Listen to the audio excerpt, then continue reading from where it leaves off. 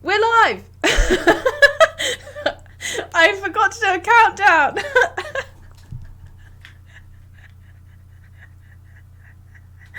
Michelle's in control. Everything's gonna go wrong.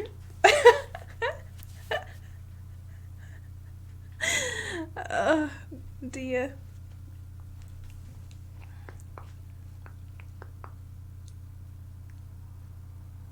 Yeah.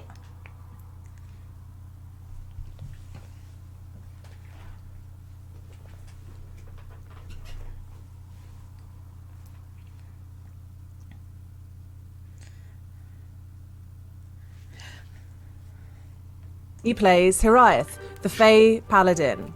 Layer of hell, not lair. Layer of hell. Michelle, have you I'm on unmuted it. us? I've done it. It's fine. Right. It's fine. Do I need to start over? I'm all right. Yeah, start over, please. Please. Welcome There you go. to Wicked Game. We got this. We got this. Tonight we're going to be playing some D&D goodness. My name is Lydia. I'm the DM. Nikki, from his secret location, plays... Liverpool! I can't do an accent. No. Oh my god, do it again! No, don't do it again. Don't do it again. Liverpool! I'm not a Dalek. That was the greatest Paul O'Grady impression I've ever heard. I can't do the Scouse, speak from here thing. Nikki plays Sunny, the Tiefling Cleric. We have Tom, who plays Hiraeth, the Fey Paladin. And we have Michelle, playing Agatha, the Human Wizard. If you're new, welcome and sorry. We'll do some quick announcements and then I'll do a recap and we will crack into things. So stick around. It's we've had a couple of little intense sessions, so this is going to be a little bit more like downtimey, fun times. If you are new, if you're not new, we've done the new one. If you're not new, if you're old to us, You're ancient and wizened. welcome back. I feel like the more you watch us, the more life gets sucked out of you, and you're just a sort of grey husk. So thank you for giving us your life essence. Christ, where's Moving that going on. to? Who's that going to? I'm not getting it. It's going into my phylactery because not even I get it, but maybe second time round I'll get it. Mods in chat, check them out. They're amazing. We are always incredibly grateful for the work that they do. They are wranglers, they are cheerleaders in the chat here and in Discord. Hey, if you're on YouTube and you're like, Discord, what Discord? And you want to get in on that fun hijinks, there is much chat, there is much fan art, there is much stuff, Pictures about of the pets, game, but pictures of also, food. pardon? Pictures of pets, pictures of food. Yeah. We don't just chat about the game, we chat about everything in there, all sorts of things, meme sharing, just all sorts. Go back, I think 3 episodes, and we've got a link in the bio. It won't work anymore, Lydia. Oh, I thought it was amount of people. Oh, is it? Oh, okay. Then It's timed yes. one, so you can go back and do that if you want. Go, run, now! Now, podcast news from Dice and a Slice, who have been doing a collab with some other heroes. Their second Halloween pizzeria fun stuff is out. If that sounds fun, go and do it. Do the Folks, thing. it's really, really good and really, really funny. It's good. Go and check it out. I'm saving it all for my flight. on Sunday. Yeah. Yummy, yummy, yummy. With that said, previously on the Divisia Sensus, after uncovering a dark force in the city of Solaria that has been seemingly killing people at the behest of a black dog, our students discovered a strange item of power and caught the attention of Queen Udal, who came to negotiate their silence on the matter. And through a series of meetings, they agreed that they would stay quiet in exchange for her financial support of Agatha and her remaining tuition and book money. Never forget the book money, because that will trip you up. The expenses at school are crazy. And it was all very successfully done. And that's, I think, all you need to know. It sounded a bit like a pregnant pause there for a second there. I didn't like the foreboding of that sentence, Lydia. Nothing to worry about. Don't worry. Everything will be fine. Only fun times. Michelle, roll the thing.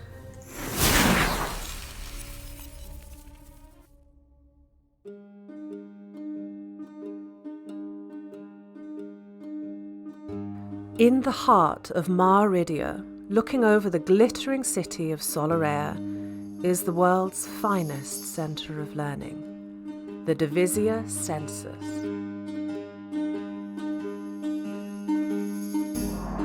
For centuries, this school has hosted the rich and influential and the greatest minds to have ever lived. Geniuses, leaders, holy figures, and legendary adventurers all had their start here. Though the school is built on old foundations, you won't find more advanced facilities for the arcane, alchemical, artistic, or academic, all behind powerful wards. The Divisia Sensus has the finest and most comfortable sanatorium in the known world. We pride ourselves on the care we give to those whose encounter with magic ended with a broken mind. Each year, we instruct students from far and wide in their chosen subjects and the rigours of life at the pinnacle of their field.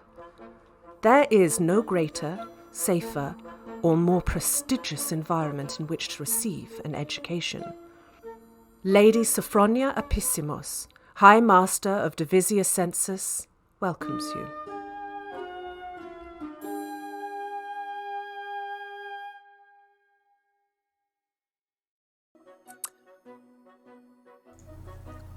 And we're back. So, it is the 2nd of Brun, the height of summer, and it's a day 1 if you are keeping up with such things, the school timetable. It's a mercifully calm day. The sun shines, the wind is unusually low, barely a cloud in the sky. As the day passes, various people ask about the commotion that happened yesterday with the Imperial visit. And with the mystery attached to the occasional, like, it's like the mystery of that queen that swished through the school that sort of couldn't be hidden, and nor would they ever. And then also the odd person overhearing a faculty member quietly murmur congratulations to Agatha. The rumour mill begins to churn, and Cloister Dodeca is very much on everybody's lips. Wild theories about what has happened start flying about. Other news, other noteworthy gossip flying around the school. Some people have already completed their Golden Griffin expeditions. Oh, God. Already? There is a cloister who heard tell of a sea turtle. Not a sea turtle at all. A dragon turtle. No, that sea lives in turtle's so the much better. So for our exhibition, look at this turtle we found. It's not fucking show and tell. Dragon turtle that was downing ships with important cargo and disrupting trade, and they went to put an end to it. They lost a team member. One of their cloister went down in the expedition. Daryl died fighting a turtle. But they have been given recognition by the merchant navy for what they've done, because they sort of they've saved them a lot of money and difficulty, and and also now they are obnoxiously rich, as they negotiated well for half of the dragon's hoard that was at the bottom of the sea. Hell. And so there have been a lot of first years who have been going out at night and like taking advantage of these people who are just coin rich right now. There is another group that got expelled after their Golden Griffin expedition because they went off to go and eradicate a knoll infestation, but what they managed to do was chase them into a village and then just set fire to the village, killing innocent. Holy mother of God. Just expelled? So there's a whole free... The American army would have been expelled for what they did in Iraq. Yeah. They claim it was very much like an accident, and they got a bit heated. They didn't mean to, and they're not good shepherds. So did the men, women, and children of the village. They got a bit heated when you burned the village down. So the upshot is that now everyone is talking about their Golden Griffin Cup options, and when is the best time to go is the biggest thing, because everybody suddenly got very jittery, just like how you reacted when I said somebody's done. Everyone's like, oh fuck, should we be going, and the general discussion is very much like the last term of the school year is very packed full of competitions, like inter-school, and against other schools competitions. So that isn't actually a great time to go, because you'll miss out on the trivia quiz, on mounted racing, So you don't want to go in the last term, but also you want to be as high level as possible. So most people are going next term. It's like booking your time off before Christmas, but that's when the work Christmas do is, and it's free booze, and it's like... Yeah. And a celebration is held in the Apennine.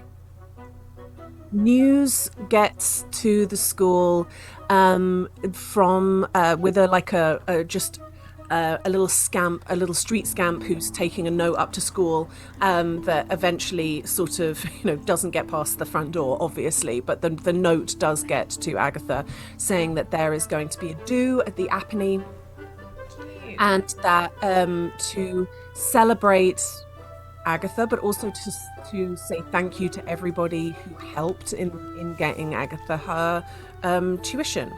So big party at the Apennine tonight. Big party. Oh, that's Why are the cute. parents sending scamps? It is the way.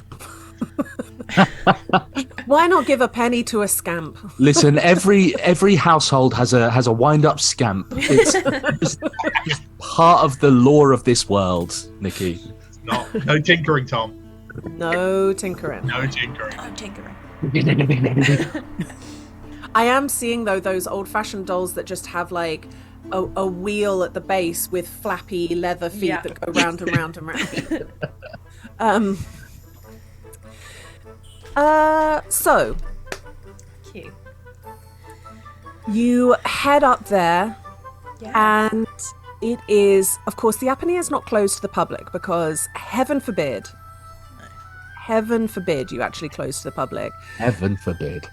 But they have put streamers out and decorations up, and there are sweet buns out and gempata, and there is like jugs of punch, mead punch, naturally. Yeah, That obviously. is sort of set to one side for the people who are celebrating.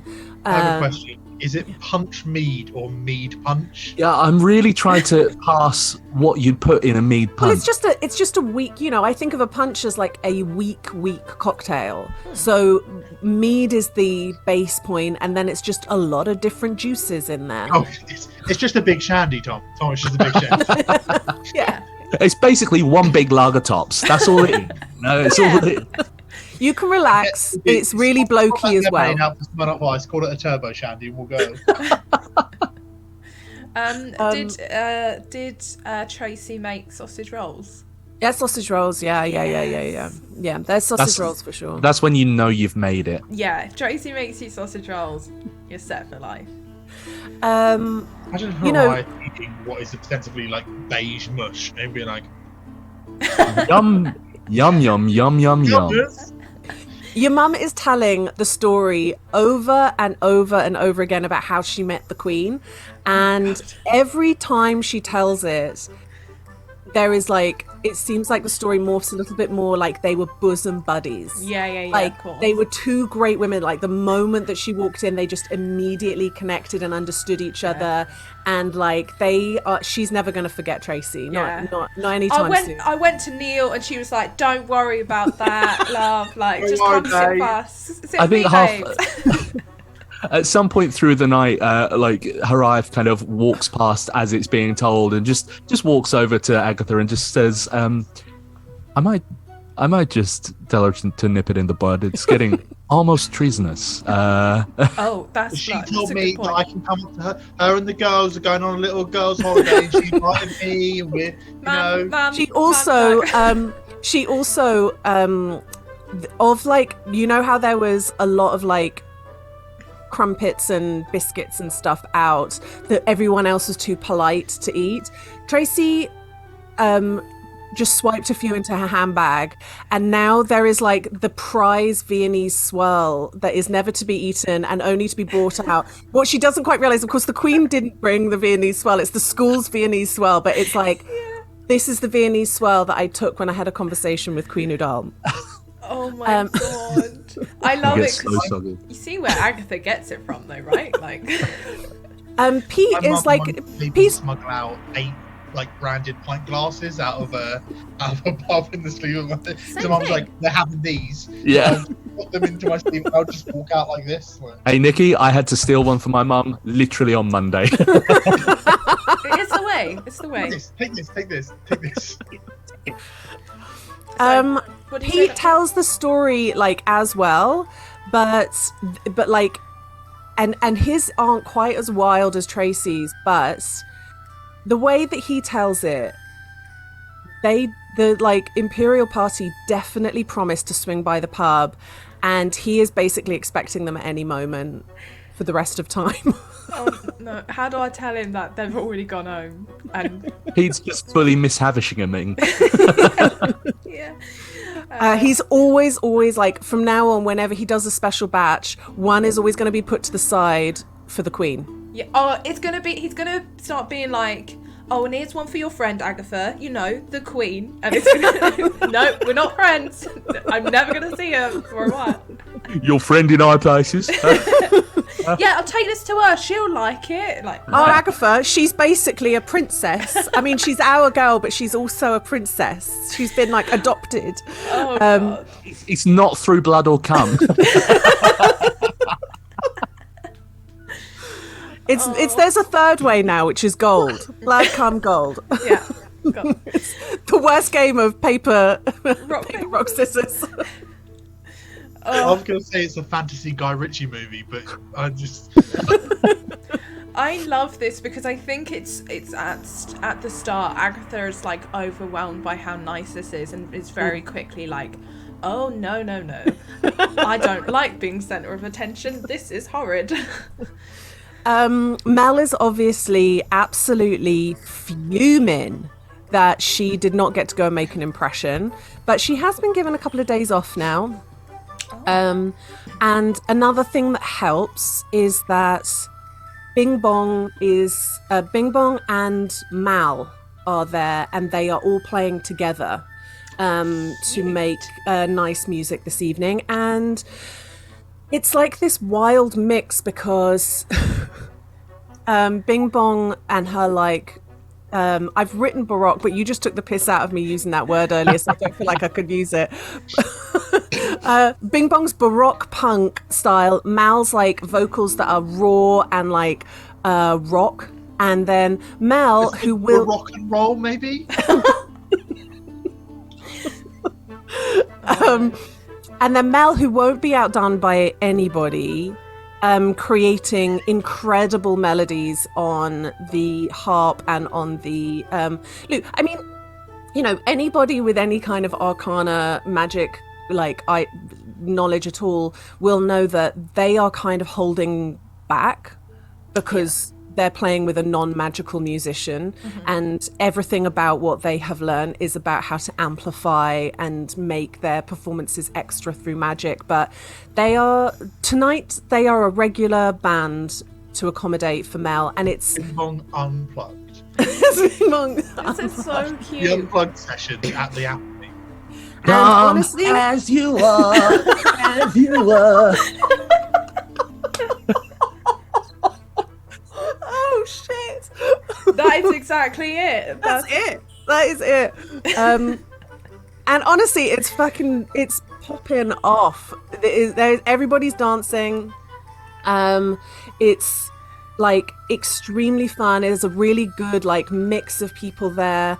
You know, some of the faculty turned up early, and then when it started to get quite rowdy, they were like, I better not have another mead, otherwise I'm going to be fraternizing with the students too much. But and also, you know, early on there is Phineas Yehimini hums as well, along with his wife Hilda Yehimini and his son Didius Yehimini. Didius. You're actually introduced to Didius Yehimini as somebody. I just like noises, guys. It's as simple as that. Oh my god. You're introduced to Didius as somebody that you should contact for support because he passed the exams and is part of the Guild of Law only like a couple of years ago. Okay. So he's more reasonable. He's got a good like mind on him, and he's not like the most senior prosecutor in Solaria. Okay. But he, you know, Yehimini talks to you a little bit before kind of heading off, and he is. I'm not going to do the voice. Don't worry. You can relax, Nikki. I'm going to just give you that for your content warning. That's your treat. That's my treat to you. Phineas is essentially exceptionally grateful to you because he has been essentially a big fish in a small pond, even though Solaire is kind of a big city, and he's now on in the track after meeting her and making a good connection with her and impressing her with his paperwork and negotiations and the fact that he was doing it pro bono, and he is, well, certainly his wife as well is feels pretty confident that he will become part of the Emperor's Council, an EC, which is the equivalent in our world of the Queen's Council, a QC or a KC as it is now. It's like the it's kind of the top thing that you can get before you become a judge, or maybe even equal to a judge, I would imagine. So is the thing I'm hearing about right now for the first time. Yeah, same. So he is very grateful to you for giving his career a boost in his twilight years. He's very happy. His wife immediately adores you, and you have a fairly good feeling about Didius that he'll be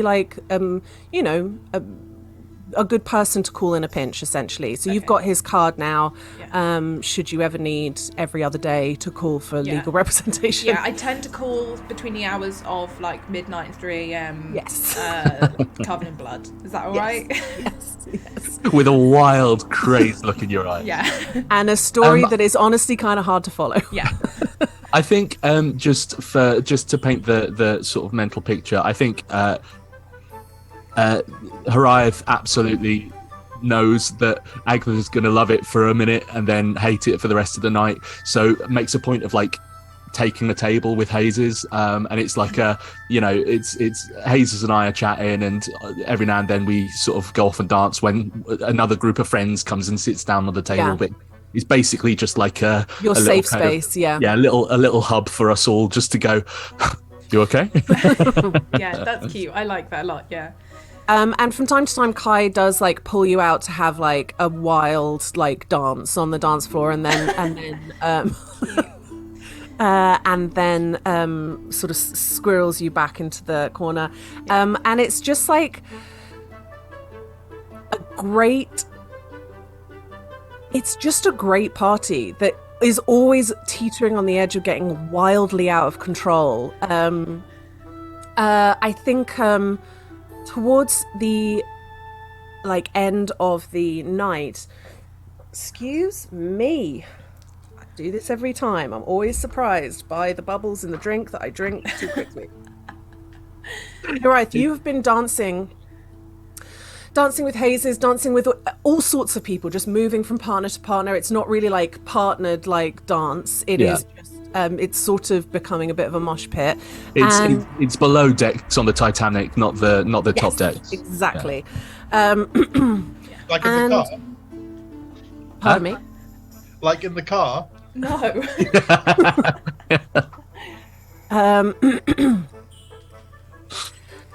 And you're dancing with some people that you don't know. There's because of course the Apony is open, and at one point there is a blonde male elf at one point who is what am I doing with this music when I have tavern music? There we go.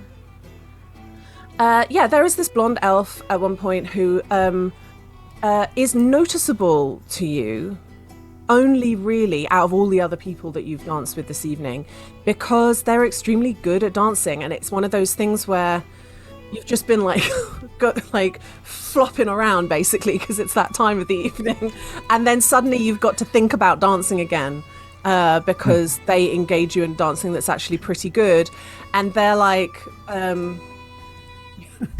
what's your name? Hariath, what's yours? What, are you here often? I try to be as often as I can. What about yourself? Student? Yeah, I am. Yeah. You're really good at this. Thanks, you are too. Your moves are incredible. I can't do that. Wait, it's the Feywild dancing that's so tricky. Is it all just TikTok dances? It's aggressive voguing. Yeah, yeah. The fucking cyber goths under the bridge in Berlin. Yeah. That's Faye. That's Faye while dancing. Your form is impeccable. I'd like you to roll a perception check, please. Okay, you sneaky mom. That was actually a 19 on the dice. So I don't want to go into Nikki levels of confidence, but so fuck you, Lydia. That's a 24. Okay. They just sort of bound around you a little bit, and then they like move on.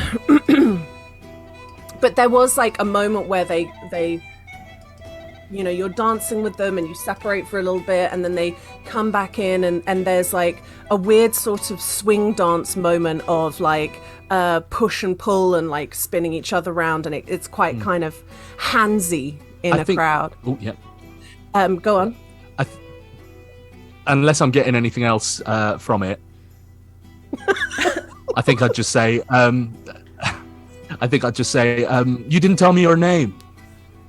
They kind of wink at you and dance off into the crowd. And it isn't until much later on, when you get back to school and you are like washing your face for the evening, where that pearl earring that you got just recently, that you keep mistaking for your diamond hand earring, right, and you're like, which ear? It's my, I got a new pearl earring, is gone. Oh my god, thief. Interesting. But other Instantly than that, cast locate object. I want my earring back. but other than that, it is like Nevma and Sunny are dancing together a lot of the night. There is like lots of eating and drinking and merriment, and it is a school night, but it is a little bit on the boozy side. And you all come, like all the students who were involved in it all come kind of rolling back pretty late. I have a question. He stole my earring. It's only a little one, but it was just like, if Agatha and Kai are dancing quite a lot, I don't know if like her parents notice anything, or if it's just like it's so busy they don't really see anything. Are you trying to keep it secret from them? I don't think it's like, it's not necessarily she's trying to make it secret, but I think she just doesn't. Well, your mum rolled an 18 to perceive that. Your dad rolled a 5. So I think your mum's definitely noticed. Yeah. I think that's sort of the way she wants it, because I think it would be like a locked eyes across the room kind of thing of like, but like she doesn't necessarily want to talk about it. You know when you're like, I don't want to be interrogated about this thing, but they're gonna. She's going to give you a pass for tonight because it's your special night. Yeah. But you get the feeling that she's going to bring it up with you. That boy's going to break your heart. He's from a different world, Agatha. Different world. It's. I think it's that stuff she's afraid of either that or her mum being like, oh my god, this is great, he's so rich, like you're like, can't you pass him off to Mel? Yeah, like that kind of. Man, I tell you what, it's High School Musical. Fully is. Yeah, he's a basketball player. I'm a scientist. He's a basketball player. Was she I'm a scientist? Yeah, she was like good at science and stuff, right? She was just smart. I think that was just code for smart. Yeah, I really like the idea that Pete doesn't notice anything because like he's had the barrels like recouped and like the new metal bands, and he's like holding like a keg, being like, just waiting for someone to say something. This baby, take 10 to the gallon. Cool. Yeah. Sorry. Yeah. Cool. Incredible. Right. So what we're going to do now is sort of loosely slide into some downtime.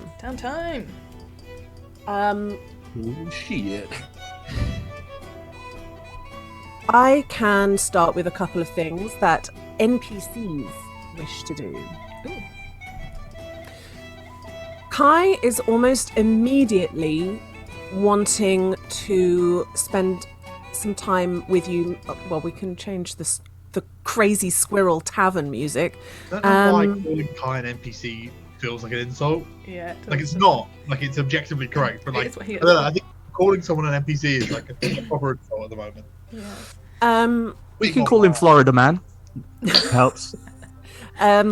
He wants to start talking to you about this spell. Yes, Agatha's very excited for that. So And like, I think if we put in like definitely a few hours a week into it, we need to here are some people that we can like glean their wisdom from it. You know, we definitely need to find a divination person. And the thing that he says is making the spell you talked about, which is essentially a generic find owner. yes, So any object that you picked up, you could cast this spell on it, and it would work the same way as locate object, but you're locating the person that owns the object. That is an incredibly difficult spell to create yes. because what is ownership? That's But- what I was thinking. Yeah. But what you could do is just start with the specific object of that dagger and make it a spell that is specific to that dagger, like who carry the dagger around and ask the dagger who's your owner, and it would give you like 1,000. And once you've made it so that it is specific only to the dagger and you get that to work, you could make it for any, you could then change that and essentially it might take you your full time at this school to make that spell, but it might take you much less time to be able to make it just for the dagger. But what you would have to do is a little bit of groundwork, and then you'd have to ask for the dagger from the custers, but you don't need it absolutely right away, but you will at some point. Okay. But so that is, you know what, let's start right away and just have an arcana from the both of you to like Here we go. Is it we're both rolling, or can we are we giving each other advantage? No, it'll be individual, because I feel like some of it you're putting your minds together, and some of it is like, I'm going to go off and talk to somebody and bring back this information. You go off and do your like. 14. Not absolutely terrible, but also not absolutely fabulous. Yeah. Not my That's what everyone says about me. Cool. It's a good start. It's a good start, and I believe we're not quite at a stage where you start rolling for your next patch in arcane needlework, right? Well, I haven't, like, I gave Kai that last patch ages ago, and I think I've just been working on whatever the next one would have been. By my calculations, Yeah, I won't have made it yet, I don't think. it was. By my calculations, it was kind of like 7 or 8 days ago that happened, and you started making that, and it took you like 12 days. So we got a little bit more time before you would roll for a new patch. Do you want the date? It was done? The 4th. Yes, please. The 4th of Asin was when I gave him that patch. In which case, roll for a new patch. Yes! Hey. I'm just rolling Arcana. Yes, and sleight of hand if memory yes, serves. it is. Right, sleight of hand. Jesus, this isn't my best work. 7. The sleight of hand. It looks It's hideous. It looks horrid. And a dirty 20 for the actual magic. So it looks 20 is enough to make a patch. Okay. It's not one that you probably want to gift away, because like It the is, back is just a though. tangle of like, it's almost ball shaped. Like the threads at the back Yeah. have knotted themselves into a real mess. Because I knew what my next patch was going to be, and It's in large, isn't it? It's- Judging by the patch. no, I think she tried to like she's like, okay, the first one went so well, I'm gonna like make it look really nice and like sew a bee that looks like it's glowing, and it's just it probably just looks really hideous. Like the bee's too long and like It looks like a wasp. it looks like a wasp. And she just hands it to Hariath one day and it's like I made this for you, just if you're ever like in a pinch. I would say like sew it onto something you own, but maybe on the inside, like an inside pocket or something. And it's dancing lights. Oh, thank you. I will keep it in my pocket. Yeah. Close at hand. That's genuinely very thoughtful. Thank you very much. You're welcome. It's just it only works once, so don't like just do it for any reason. But you know, like if something happens and you're in the dark, bees. That's very, very thoughtful. Thank you. What level is Dancing Lights? It's a cantrip. So it's only 5 gold that you spend, Yeah. right? So just make sure that you update your... Yes, let me do that now. Oh, I also would have left 100 gold at the Apony. Nice, mark Just that a off second, as well.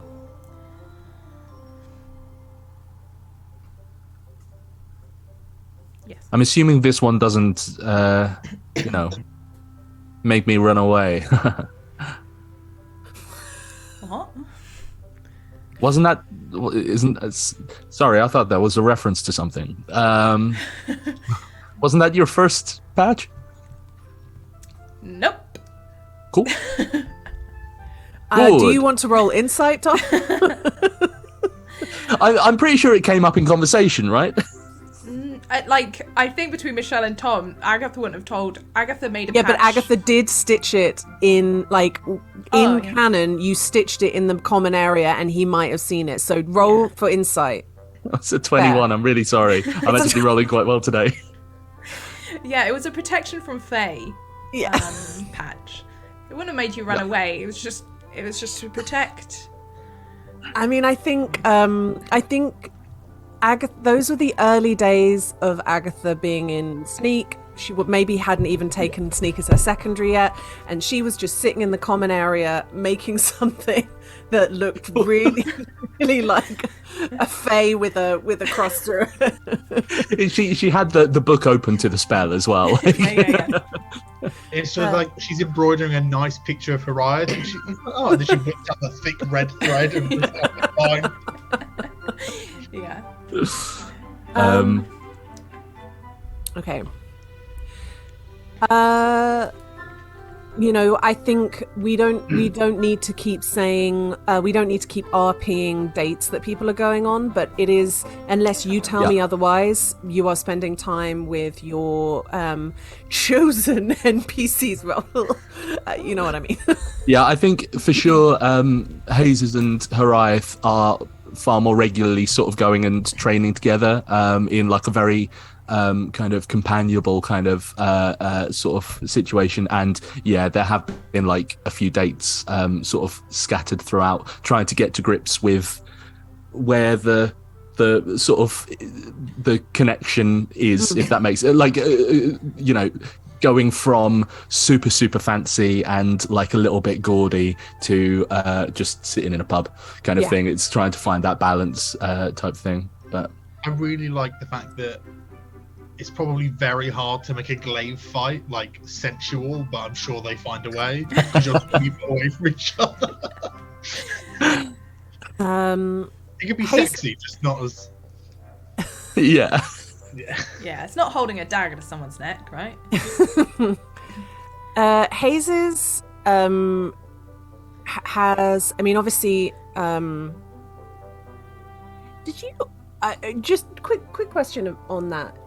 Have you actually done that exclusive thing with her yet? Nope. No. Obviously, Hazes, you know that Hazes is in a cloister with Mal. But also with a wizard who is also very interested in alchemy, and for their that wizard proposes for their Golden Griffin Cup.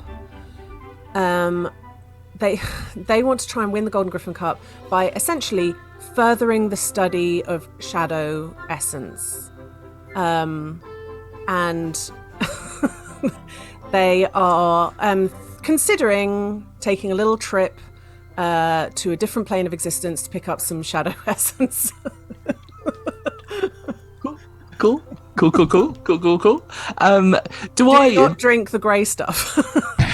try the grey stuff? It's delicious. Do I, as Horiath, know anything about another place where you can get shadow essence? Roll history. Fucking While he's doing that, that's Lydia being a little minx, because we just had a home game where we had a full character death because they went to the Shadowfell and the character. But we might play a game of the Shadowfell on stream. We might. Could do, but that doesn't make any difference to this story. But whatever happened, we had a character death because they consumed this stuff. Yeah. What did you get, Tom? 16, so 16. Not you, Asberg. You know of the Shadowfell, also known as the Shadowlands, mostly because when you get basic education about different planes of existence, it's sort of taught to you thus. The Feywild is at the top, that was created by the font, and the material plane was created by the original gods. Essentially, there were original gods, and they created the material world as it is now. And the font wanted to make something of their own, so they made the Feywild. And then there was a god of another god called Uul, who created a place of despair, and it is. As far as you think of it, there is the Feywild at the top, the material plane underneath, and then the Shadowfell underneath, which is a bad place. Badlands. Bad, all round. I think if it comes up in conversation, it's I think Horiath does just kind of say, I know that you can take care of yourself. I know that very well, rubbing like a sort of a massive bruise on one of his biceps from the fights. The Shadowlands are a horrible place. I just want you to be safe. I mean, it's not my first choice. Apart from anything else, I feel like just furthering research on a material is not really going to win us the cup. But they seem pretty excited about it. They have a crazy theory about this stuff. But it is different, right? I mean, everybody else is like slaying a dragon or doing something splashy, and we would just be writing a paper. But I get what you're saying. It's not my first choice. But honestly, we're sort of struggling for ideas that are better. I mean, look, if you're struggling for ideas, that's one thing, but but yeah, if you don't think it's worthy, I know how persuasive you can be. I think if you can think of anything else, might be a good bet. That being said, safe doesn't win awards, I suppose. I don't know. I just want you to be careful. You know. Thank you. What are mean a you lot doing? to me. We are heading into the. Is it called Blood in the Sands or? So nice and safe. Just a real, like, you know, safe place to be that's definitely not dangerous. I mean, I know you can look after yourself, she says, like mock rubbing a bruise that you gave her. I know you can look after yourself, but I just want to say to you, you know, be careful. Be really careful. That place is really dangerous. Look, I see your point. I see your point. I was brought up with stories that my mother told me of that place when she fought in the war, and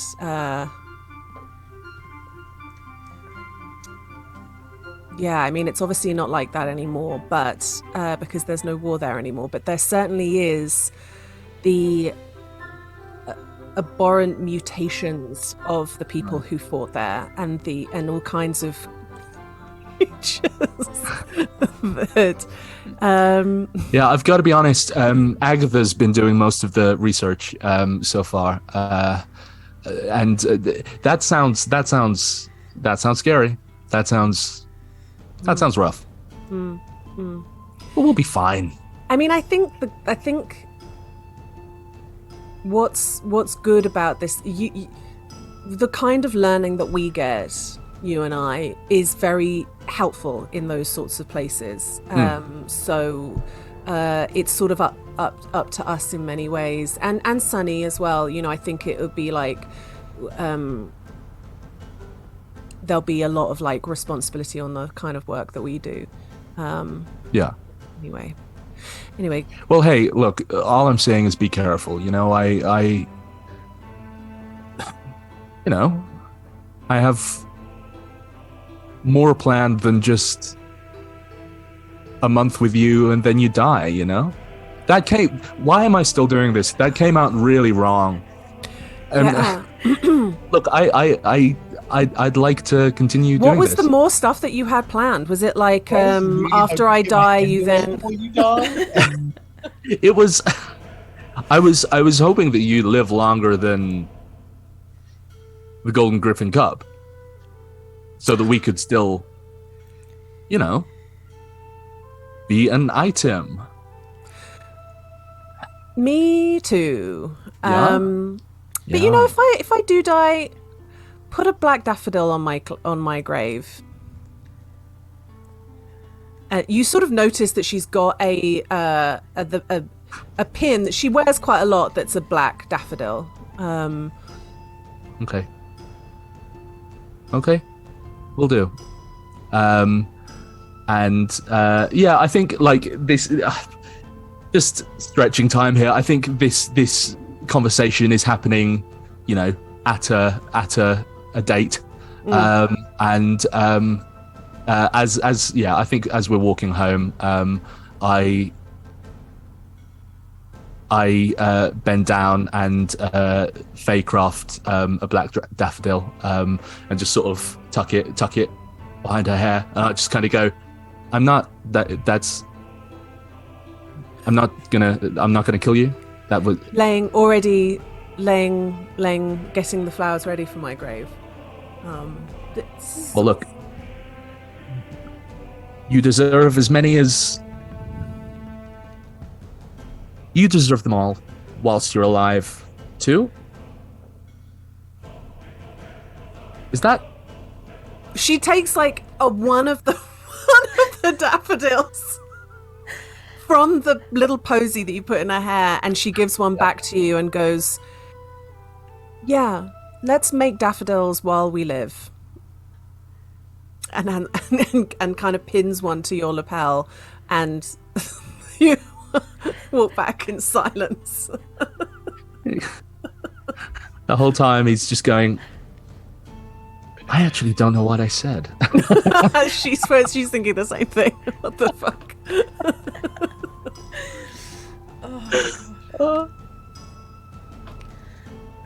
Cool. Does Hariath see Sunny that day? After that? Probably getting ready for bed, or Yeah, probably.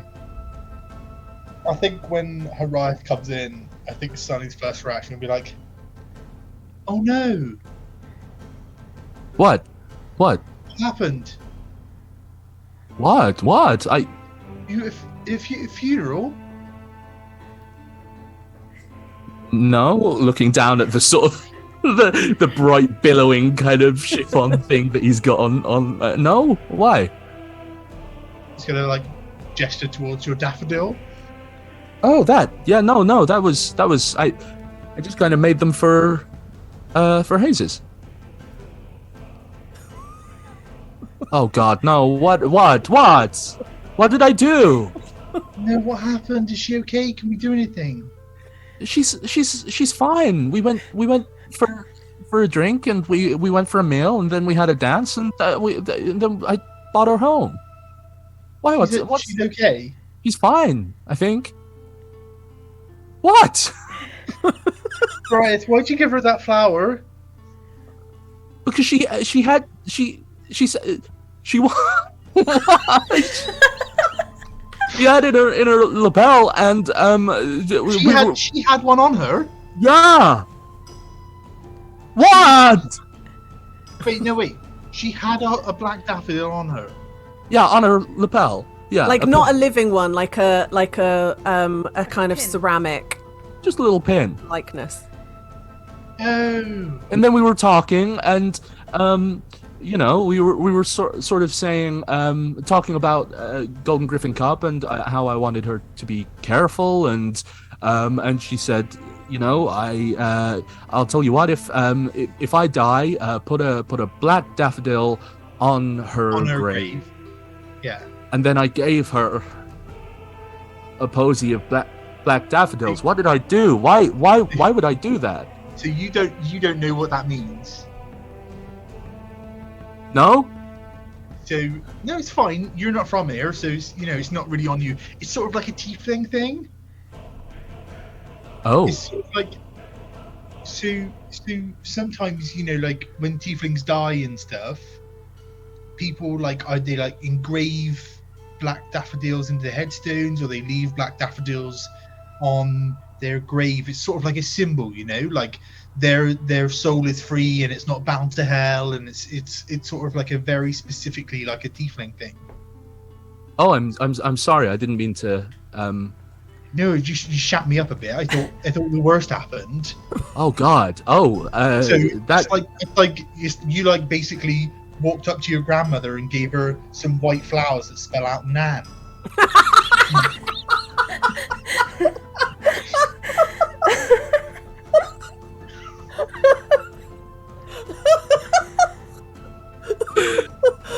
Oh.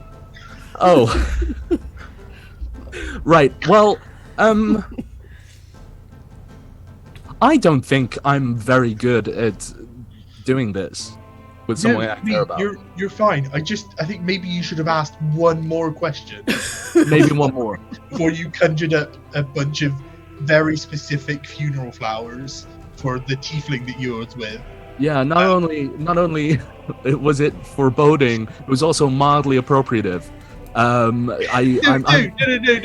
don't worry about that. It's not that at all. But it's just mostly like it's basically like a symbol of like a soul that is at risk of being trapped in hell forever, and there's all this like superstition, and so it's not like that's our culture or something like that. Some people do wear it, Right. Quite. I don't know that I've known anyone that's wearing a badge, but like some people wear it. Some people get it tattooed because And it's sort of like a symbol. Some tieflings, I think, Sunny, you would understand, like, putting two and two together, and what you know of hazes is that She's someone died. who's a tiefling who like has nobility. It's a way of it's a way of showing other nobility, like, don't worry, I'm set. You don't need, I'm not a liability kind of thing. Like, you can. I assumed it's because she was does the paladin-y guard stuff. It was like a thing for people who are in dangerous lines of work. Like I imagine they Yeah. like oppressed one on them. Yeah. so that if they die, it's on Yeah. their person when they die, in case they don't get like a proper service. Yeah. That's where my head went. But so like Sonny would just like some people get it like it's the symbol that like while I'm a tiefling, you know, like I'm not like a devil, or like I'm not born of that and stuff like that. You know? Okay, well that's good to know. Fine. Thank you. She probably thinks it's well funny that you've made a social faux pas, but like just one more question next time. Yep. One more question. Just ask why. Yep. You know. Yep. One more question. She gives you a piece of cryptic information. Go. So why's that? And then just delve a little deeper, right? Yeah, just one layer more. Good. It's like a tiramisu and you don't get to the sponge. Yep. I think you'd like a tiramisu because it's got quite a lot of alcohol in it, so it gives you a bit of a kick. That sounds nice. I am gonna go to bed and give myself a bit of a kick. I would hey, bud. I don't know why. Sorry, I'm on edge. Do you wanna go? Ask me to talk to you about tieflings? Huh? Are you about to ask me to talk to you about tieflings? No. That feels worse than the faux pas. No. I was just wondering whether you wanted to go for a ride tomorrow. Yeah, absolutely. We can. Yeah. I need to take Diller out to the plane so we can, you know, run his little feet off, or his back, I suppose, because he rolls. Yeah. But yeah.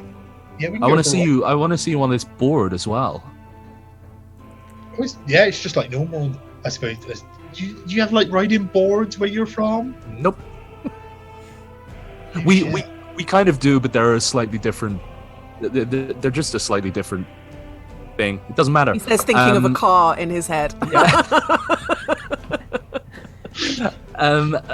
But yeah, sounds good. We'll have a little ride. Okay.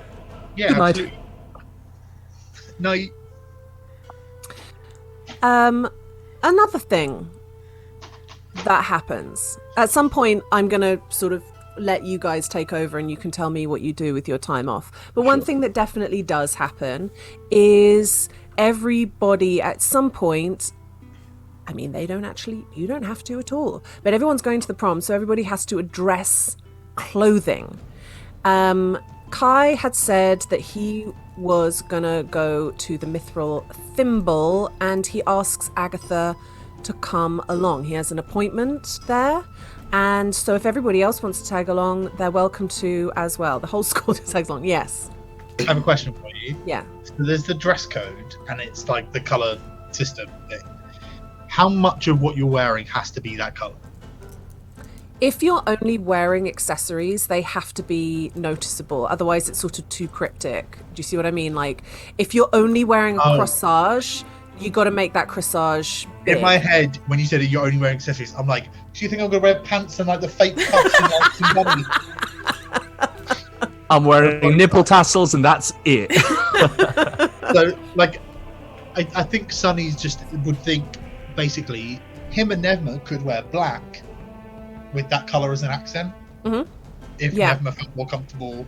Nevma's already made some sketches. Love that. And she kind of wants to wear something that is black and extremely see-through with the colour underneath. But her fear is that when the purple shows through the black, it will look like the I'm on a date but pitch me colour, which is that colour but a bit darker. So she's having to like compensate, and she's... No, she doesn't need to compensate. I think if she had that conversation with Sonny, I think his response is, that's fine, I can fight. Like, yeah, I guess in a way it's quite fun because it sort of spices the evening up, and it can be a little bit like, it adds an extra sport level. Right? Look, if this is the vision you've got for it, that's absolutely fine. Like, other people's misunderstanding is absolutely on them, really. I mean, do you want to wear black? I don't ever see you wearing black. Oh no, but I'm pumpkin coloured, so it's hard to wear like pastels. So I need like a bridge colour. I think you'd look really good with like a black mesh top and like a choker and like some like short shorts.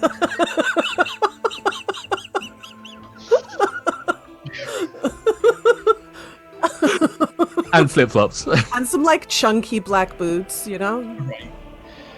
So I was thinking maybe something more like, I think obviously where Sunny's from, it's more like the like kind of long like dress type. Do you want to wear a zoot suit? No, what the fuck? No. Isn't It's that a just- racist thing? No, I don't think. No, it's just a big floppy, There suit. there was a racist riot that was called the Zoot Suit riots. So this Oh, you Right. scared me. No, No, it's just no, it's just a. Go on. it's not dissimilar to like a wedding from like the West Asian continent.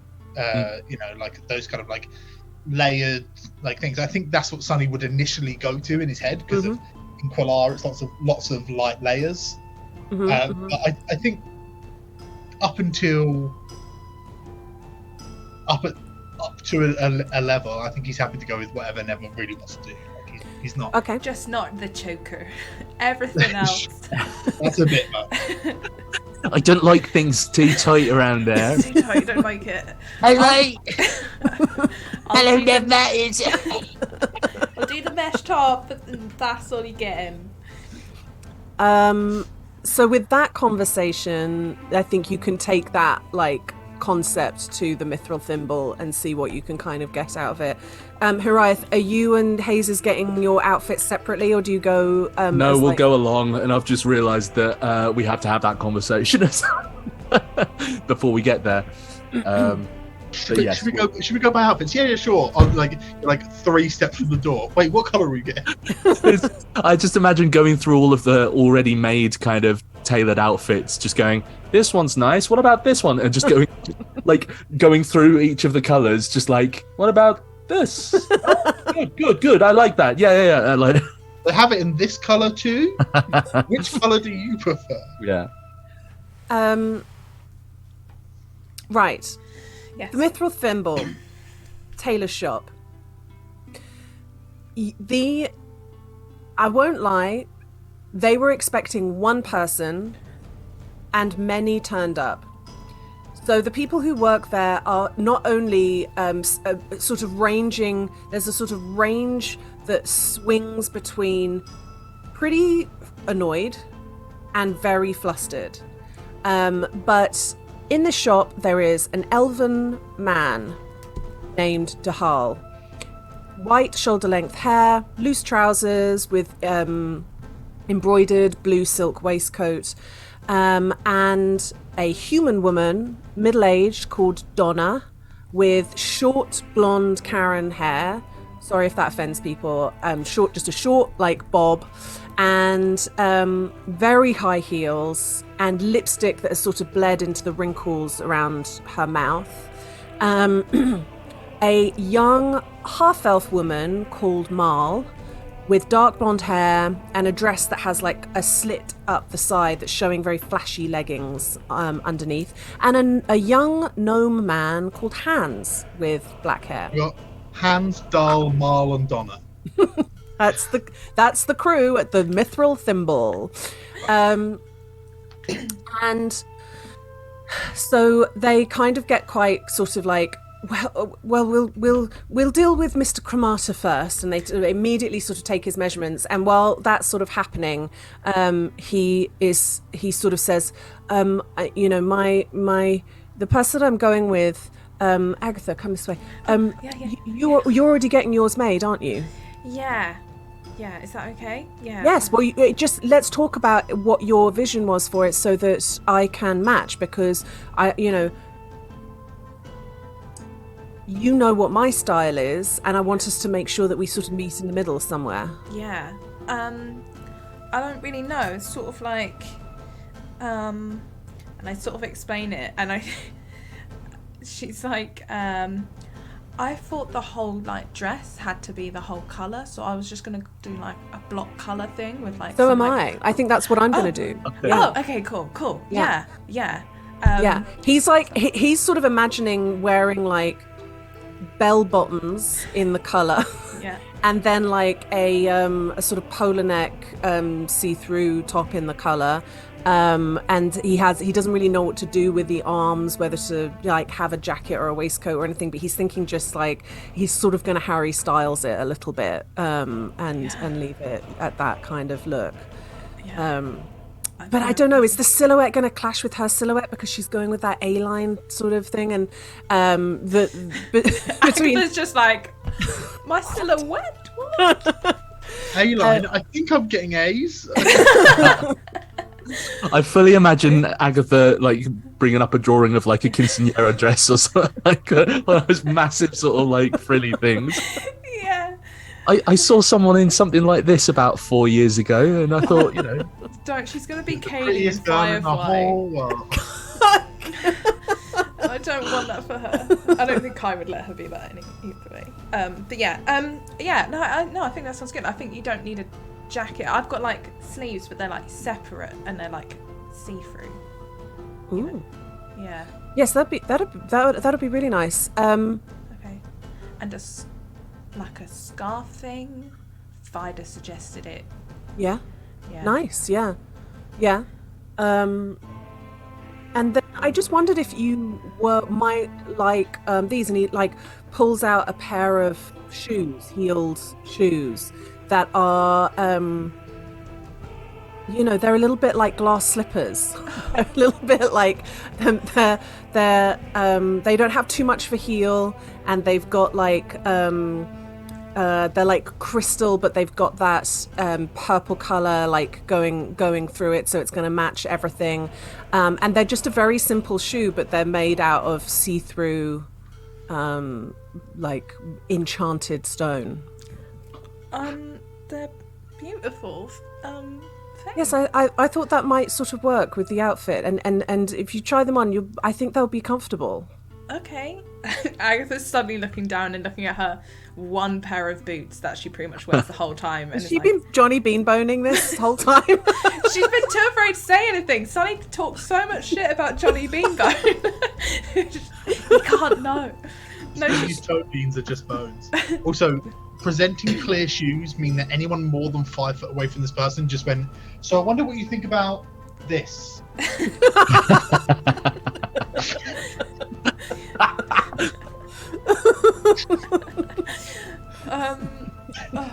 Nice hand, sir. I can't remember what I was saying now.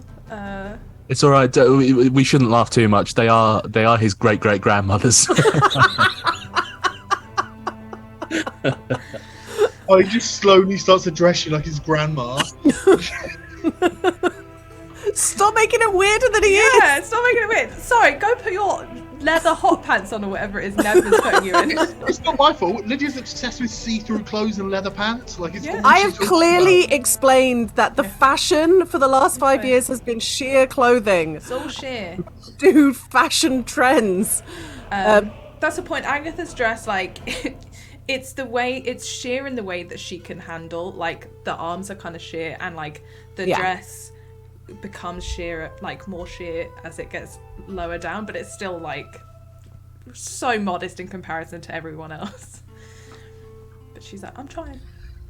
But yeah, thanks. Nice. So I think after some discussions, it's quite, this, if it had been you getting a fitting done, you might have felt a little bit out of your comfort zone, but because he's very comfortable in this situation and he knows these people, and it's sort of like a sort of soft intro into what this sort of things is like without actually having to kind of do it. Yeah, I think she enjoys just sitting and watching and like seeing how he like talks and discusses that stuff, because it's also like wild to her, and then occasionally she gets flustered when he's just like half naked and stuff, and she's like, oh.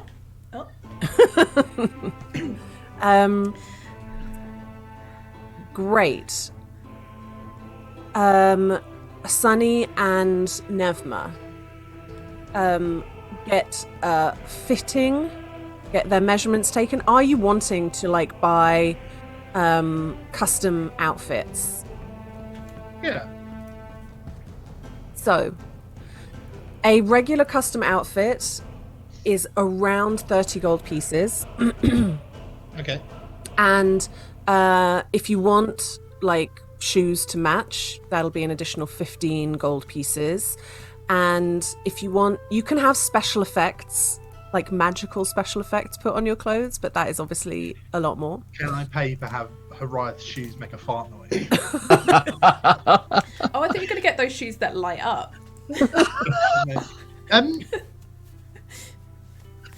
No special effects. Can I get some horn jewelry? Yes, made of horn or in the shape of a horn. Like for For your his horns. For his Oh, horns. horn for your horns. Okay, there was a third option that was way more obvious. Just bedazzled. Yeah, Lydia, what I actually want is I want to take the horns of other tieflings and wear them as trophies. Take the horns of other tieflings, carve them into a daffodil, and wear them dangling off my horns. Law jokes, people. Law gags. You can indeed little bit of extra flair for your horns. Cool. We don't need to necessarily explain exactly what it looks like, but I think by the end you are both pretty happy that you've got your own individual styles, but it looks like you're going together. So you can deduct. We're just in Maxton tracksuits. So it was 90 for 2 outfits and 2 sets of shoes. Do I want to make it an even 100 and mark off any jewelry? That would, if you're going to pay for hers, she doesn't. Yeah. Okay.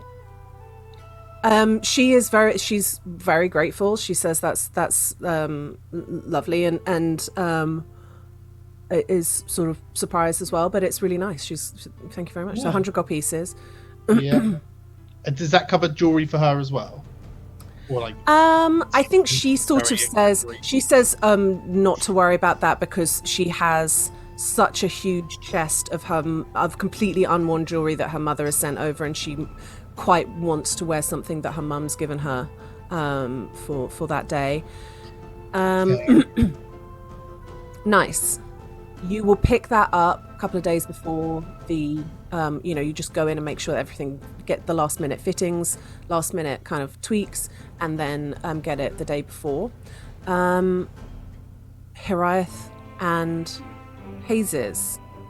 Yeah, I think whilst the others are talking about, colours and stuff, I think I just suddenly Wait till we got there. Yep. I just couldn't suddenly go, oh shit.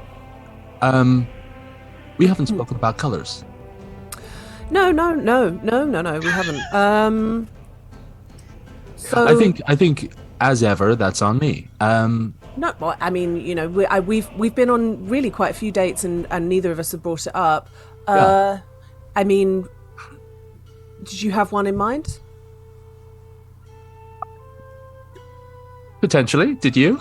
So you kind of want something that's like more casual or something. You sort of want to keep your options open, don't you? No. But if that's what you want, then that's. I mean, if it's what okay. you want, then that's. I will always only want what you want. So let's do that, right? Well,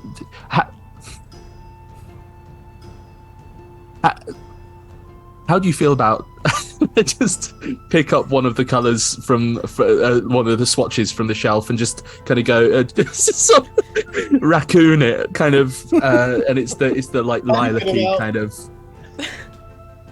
Shoes? What? It's the here with a date. Right? That's the right one? The purple fairy wren colour. Purple fairy wren. Is this I mean, that's she like smiles very broadly and goes, let's do that one. That one is agreeable to me as well. well, that was It's just incredibly painless. Yeah. So sorry, just to like sort of make this a broader conversation.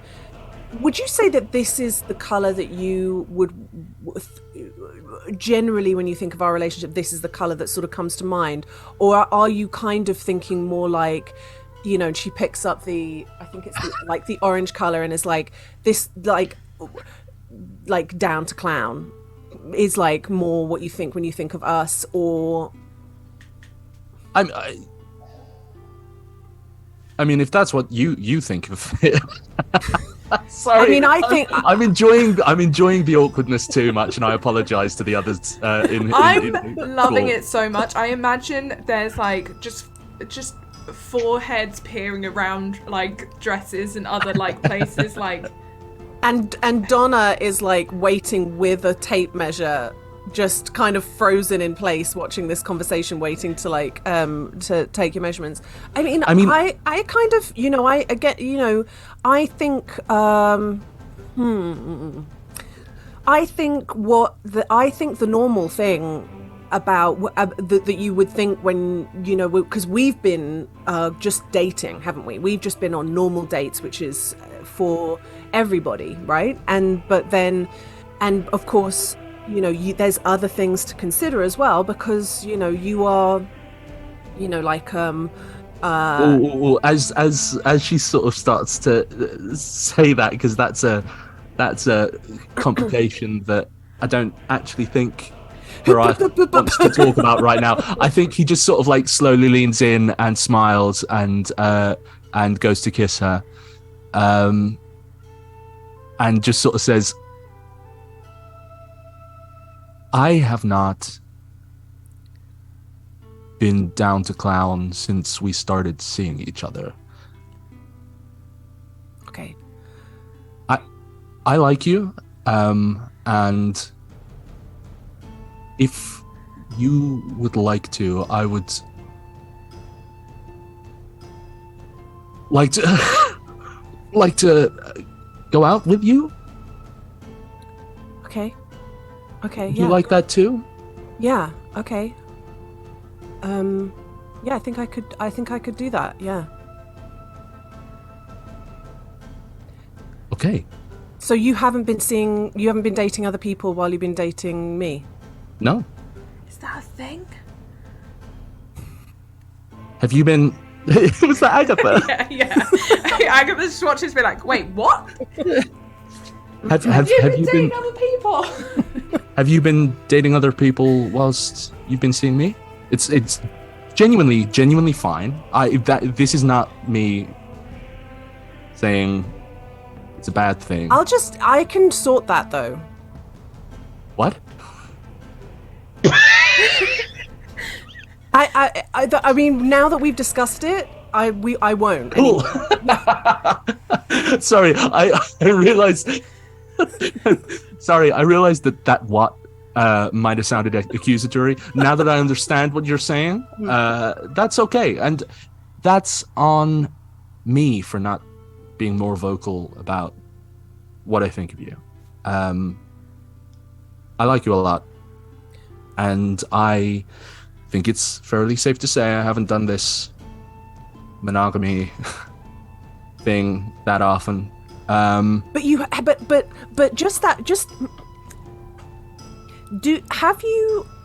you date people before you came to the material plane? I mean, not per se.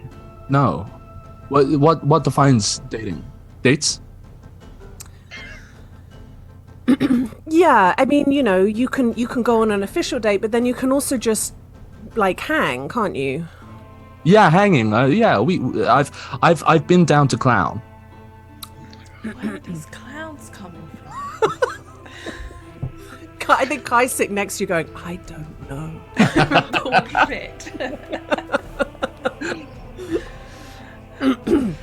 Sorry, is that a lot of pressure to? No, not at all. It's just sometimes, you know, and it's not a criticism because I'm right there in the same situation as you. But sometimes, the music in this place is really intense, isn't it? Yeah. Donna changing music when the conversation started. Kind of getting heart palpitations. Good.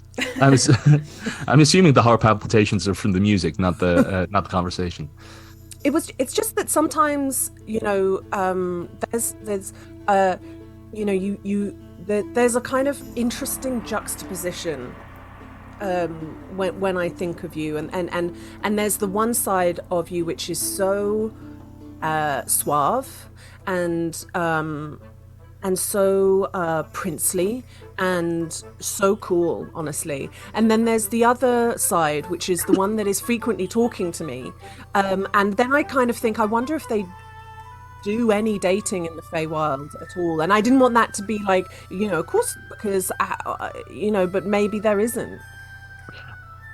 I mean, there is, just not for me. I think I always knew what was happening in the clowning.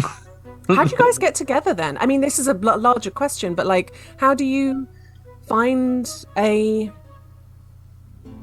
person? Like, I mean, not that like we're on a like train to anything, but like in a larger scheme of things, you can kind of understand why the dating game like exists. It's I'm now asking more out of a general curiosity about how you guys sort of find. I mean, honestly, I don't think I would have had much of a choice in who I spent my. It's got very quiet in here. You sort of turn around and everyone's just on a sofa with a cup of complimentary tea watching you guys. John has been trying to take that swatch out of your hand this entire conversation. Keep moving it. And trying to measure like while you like he stood still for a minute. We will take this color, please. I think, to your sort of slight surprise, because Haze's is usually quite androgynous in the way that she dresses, but she goes for quite a like gown vibe. And it's quite like structured, but it's definitely it's got a lot of femininity to it. Cool. I think I wanna match her kind of vibe. Like if you go for a gown same too. Dress, same dress, exactly the same dress. No, I think I'll sort of veer away from some of the more androgynous kind of clothing that Horiath tends to wear, and goes for like a very high waisted set of trousers. Up to the nipples, and I think that the image that I've got in my head is like a sort of quite high collared thing. I don't know what to call it, but quite high collared thing that basically leaves the chest exposed. It's kind of like epaulets almost, and a high collar with sort of long kind of billowing sleeves of sheer, and properly sort of like running straight into kind of like seeing some of the culture and the fashion choices that like Kai takes on and stuff like that. I think almost like this might be really weird, almost like kind of a beaded kind of like beaded tassels that kind of run from sort of like points on the neck and on the back down into like the belt loops. So there's like a love that. There's a bit love that. of We're gonna have to flood Discord with our Pinterest concepts. Yeah, for sure. Nice. So she's happy to like split that bill. So it would, if you're doing outfit and shoes, it's 45 each. Unless you want any particular like enchantment on it. No, I think I'm good. Unless Hazes would like that. No. Would you like a cape? No capes. Have you seen that video of those people who buy their husbands the same shirt, and there's like 6 of them, and they one by one arrive at the restaurant, and the guy's like, and then every time the new guy comes on, they just start losing their shit. This is what's going to end up happening. Like, Klein's going to be there, Sonny's going to arrive, and he's wearing the exact same thing. Horiath's going to arrive, and they're wearing the exact same thing. It's like, How did we do this? We all shot together. we shot together and said different things. Nice. Okay, so Clothing is pretty much covered. Oh, I need to buy fabric. That's all. So I'll buy some fabric that's matching Kai's.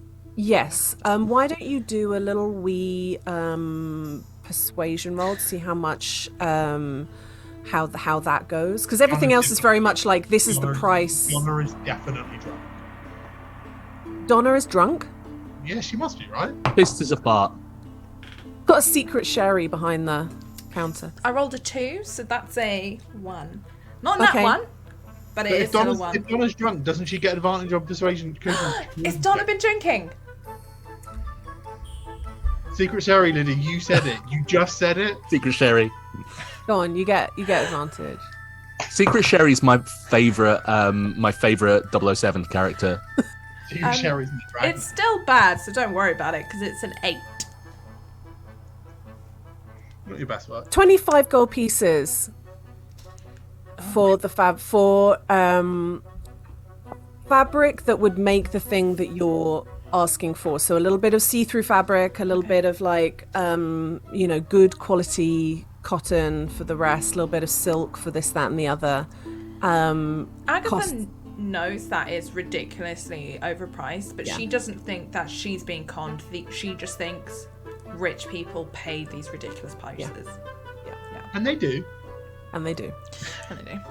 God, 25 they're sort of punishing you for not going down the route that everybody else also does. Yeah, I imagine I was the one who came in and went, no, my friend's gonna do it.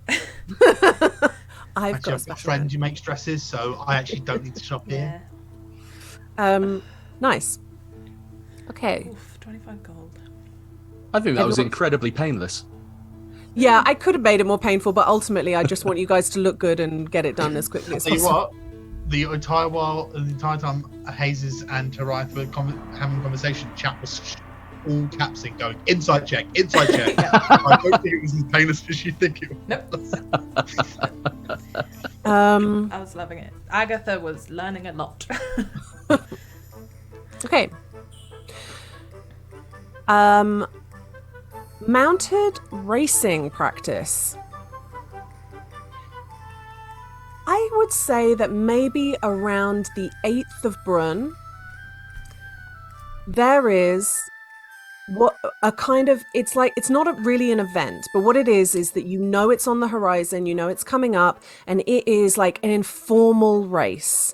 It's billed as a get to know your fellow racing students, so that people kind of mix and socialize a bit more. But it's very clearly to work out who's good and who's the one to watch. Now, it's not like the actual race because first of all, you can't do the final leg that goes through the city streets because they haven't cordoned off the streets. It would be chaos. You can do the other ones, but there's 2 things. No tricks and there's no quick changes. It's a bunch of small heats basically. So you're in small groups and you do them and then everyone waits and then you move on to the next one. So you have lots of time to change tackle or whatever it is that you need to do. So there's no pit stops.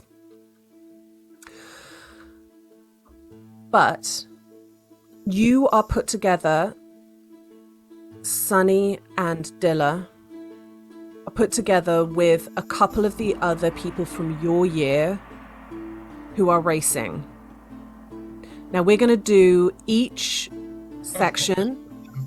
Pardon me. So that's not fair to them. We're going to do it. In fact, these are the wrong way around, so I'm just going to quickly number them so that I don't get it wrong in my head. Dickon hasn't finished making the... All done. Everything's all done now. Done. It's all done. Incredible. Legend.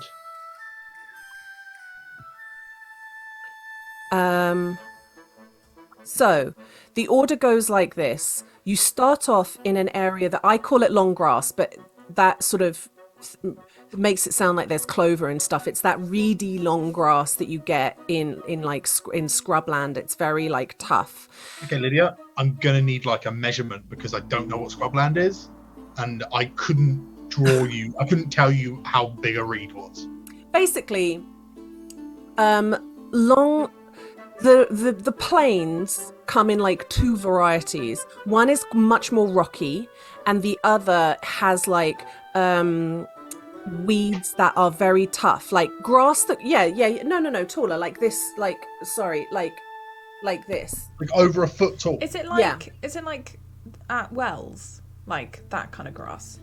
A little bit, even like if you ran through it, it would hurt your legs as they whipped on your legs. So they're quite tough. Essentially, here's the thing. At each leg, I'm going to ask you to do an animal handling, but the other role is going to depend on what you're going up against.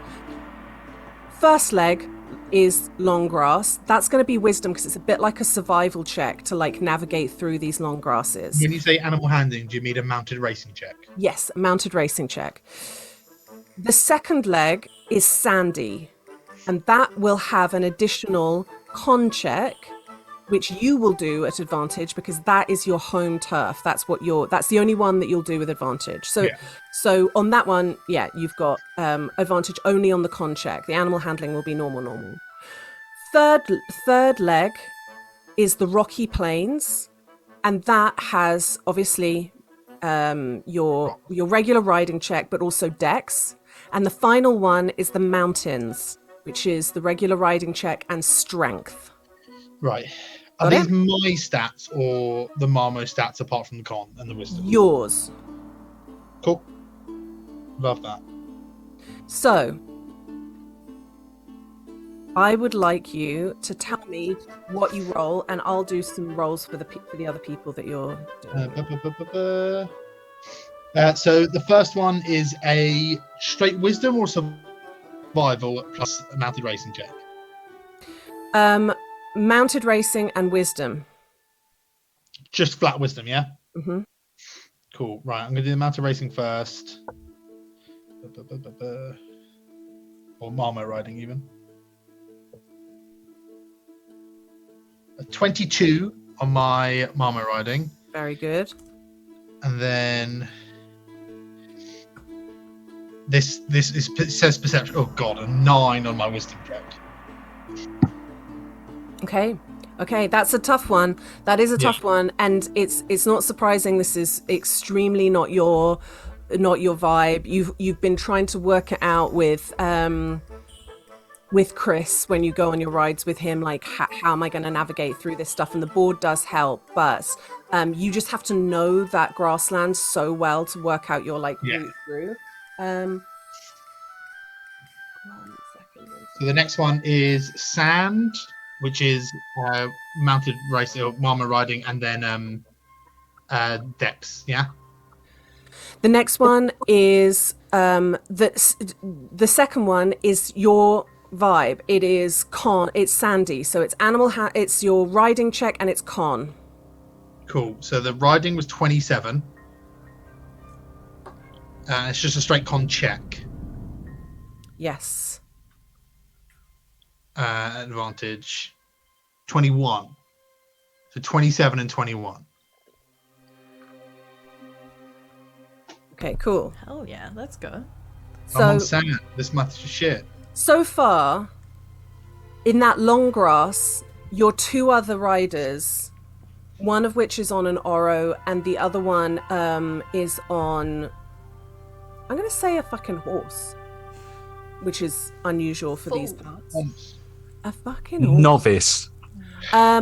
And they both pull ahead of you in that first leg in the long grass, and then, but then you absolutely storm ahead in the. You've got quite a lot of space between you by the time Imagine you a get. horse on sand, bless it. Yeah, it's fucking struggling big time. Cool. Next one is riding check because you're on the rocky plains. Animal handling and dex, please. The animal one was 14. Dex was 12. That was bad. What did you say? Sorry, what was the first one? 14 and then 12. 14, then Rolled 12. very poorly. I'm using digital dice, which always love to fuck me. That's why. Yeah. Yeah, they actually they won't have overtaken you because they didn't roll that well, but you are now like neck and neck with them. This is just not Right. It's not very racing. Catch it. I believe in you. Okay, final one. You are neck and neck. It's the 25 mountain. on my Marmo riding. Yes. Go on, So Dylan. it's a strength check, yeah? Yeah. 16? 25 and 16? All right. That's pretty Let's good. see. Let's see. Ooh, very strong to start off with. So they got a 24 on the strength because they rolled really well. Strength, I've typed. 25 though. Strong. Strong. Oh, I think by 1 point in both. That's so weird because they got 14. 24 and 14, so you basically beat them by 1 or 2 in each thing. So you just about beat in your heat on both of them. Heart of a champion. And what that has done as you like come out the other side of the mountains and certainly like master crankers like work their way around and people are watching you finish, is now everybody knows that out of the first years you are the one to beat. You are the one to keep an eye on. You may have a certain kind of target on your back when it comes to things. You're the one to sabotage should it come that way. I'm going to just do some quick rolls to see how your friend, the friend that you made... Chris! Oh, Chris. Yeah, no, the actual friend. Chris does okay. As Chris explained, like Chris loves mounted racing so much and doesn't mind that he is not the best. He's not in it to win it. He's in it for the joy of the wind in his hair. I'm just here to have a good time. He's a horse girl. Yeah. Catboy. No, wait, that's a different thing. Nope. But Frenella Fallonhall, Oh, Frenella. who was the elven third year, who is your Fucking bitch got a Centurion's name, Jesus. Yeah. did kind of okay. In fact, why don't you roll me a quick insight check?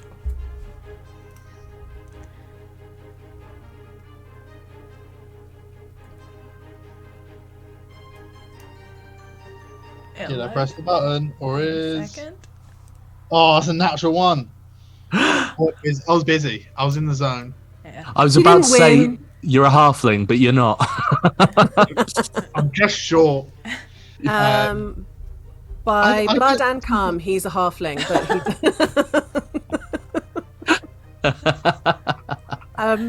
Frenella Fallonhall didn't win her heats, but she's got like a Bitch. skip and a step. Yeah. That's fine. I think Sonny, like, genuinely, after that initial interaction, he was like, I'm going to make this aura like me, and then sort of forgot about her, and was like, I'm going to just kept doing the thing with the, like, giving Like, the I'm aura. gonna make the Oro my friend. Can't really remember why. Just- I just want them to be my friends, yeah. yeah. Tell me what other things you might do in the month of Brun. You have one day off in that month. Oh yeah, it's a short month, right? It is a short month. It's a 19-day month. Great question. I think Agatha might do a little bit more paperwork at the San. Yes, she'll definitely do more paperwork at the San. Can you actually roll me an intelligence, like a raw intelligence roll to You see fuck how? up the medical Can I paperwork, do guys. investigation? Or is it just straight intelligence? No, investigation's nice. I'll allow it. I'll allow it. 28. Good at organising. It takes some real work, like real time, and then like looking back and trying to work out what on earth a lot of these papers are. But because of that role, you know, it takes you a month, but you almost get on top of the lot of it. And you actually have quite a lot, like, please remind me that you have this, but you now have quite a lot of information on the people who are there and the way that it is run. So you will kind of, for certain information roles about the residents and records and all that kind of stuff, you'll have advantage on rolling checks about any of that kind of stuff. Cool. Yeah, I think it sounds like dorky, I guess, but I think it becomes her sort of, not downtime, but you know when you're like if Kai's not around and like they're stuck on like the spell and like everyone else is busy, it becomes her like doing a crossword kind of thing. It's an afternoon Sudoku. It's an afternoon Sudoku. She's like, I'm just going to work on my papers a bit more. But what you do definitely see from this is that there's a reason why they get an insane amount of money. Like, they don't just get an enormous amount of the budget from the school. There's a lot of people who do major donations to the school, because everybody who is a permanent resident there, they have a completely individualized experience there, because everybody has the right to live the life that they want as far as the kind of parameters allow. Yeah, you were going to say something. I was going to say, has the Kramata name come up on the thing? Because Kai said a while ago that he would either donate, or he'd said something about his mother donating. There's nothing there just yet. Oh, fair. I think that, he might have asked his mum, but he might also be slightly in the doghouse with his mum. Yeah, she hates him right now. Yeah, that's the point. She'll ask him about that at some point. Also, it's the sad truth of it. It's like donating to a lot of things. Like, the Udall family name comes up quite a lot, because they have people. You would know. This information is actually kind of cool, because you can see a lot of donor names, and it tends to be rich families that have a reason why they would donate a lot, because they have somebody in there. Yeah. I'd see a name and recognise the name of the patient and then go, oh, that you must be related to this person in some way. Yeah, that makes sense. I think she just works on that and tries to get it in some sort of system so it's easy for Al-Qaeda to keep on top of, or there's like a system of like, okay, if you haven't done your paperwork by the 5th day, come get me. And I'll do it. Like, so it don't let this like drown you again. Essentially. Or she'll show someone else like how she's done it, so like someone else can help keep on top of it. The half-orc guy, who is essentially a third year that still like pops in and does a lot of like doesn't do a lot of the grunt work, but stays on reception a lot, and sort of is a good like manager there. They don't really want to mess with all of that stuff, but I tell you what, when you say to like Al-Qaeda that you've done it, why don't you roll an insight to see what his reaction is like? It's like, yeah, no, of course, we'll keep it. We'll definitely keep on top of it now. He's not going to keep on top of it. 19. He's definitely not going to keep on top of it. I think she just checks it as like okay, after every other sand shift, I'm going to spend the second half of that shift doing that. Yeah, and I think then like a couple of days later you go back in and you are amazed at the stacks on his table. It's almost like he's just pulled stuff back out of the fight, and he's like, I just need to know the information, and it's great because now I know where it is, but then I don't really know. There's a system. Shit, where does this one go? There's a system. Okay, don't pull it out if you don't know the system. I'll explain the system. I'll make you a cheat sheet. Oh my god, she's going to make you a cheat sheet. You start making like posters that go on the front of the filing cabinets that explain it, and he nods.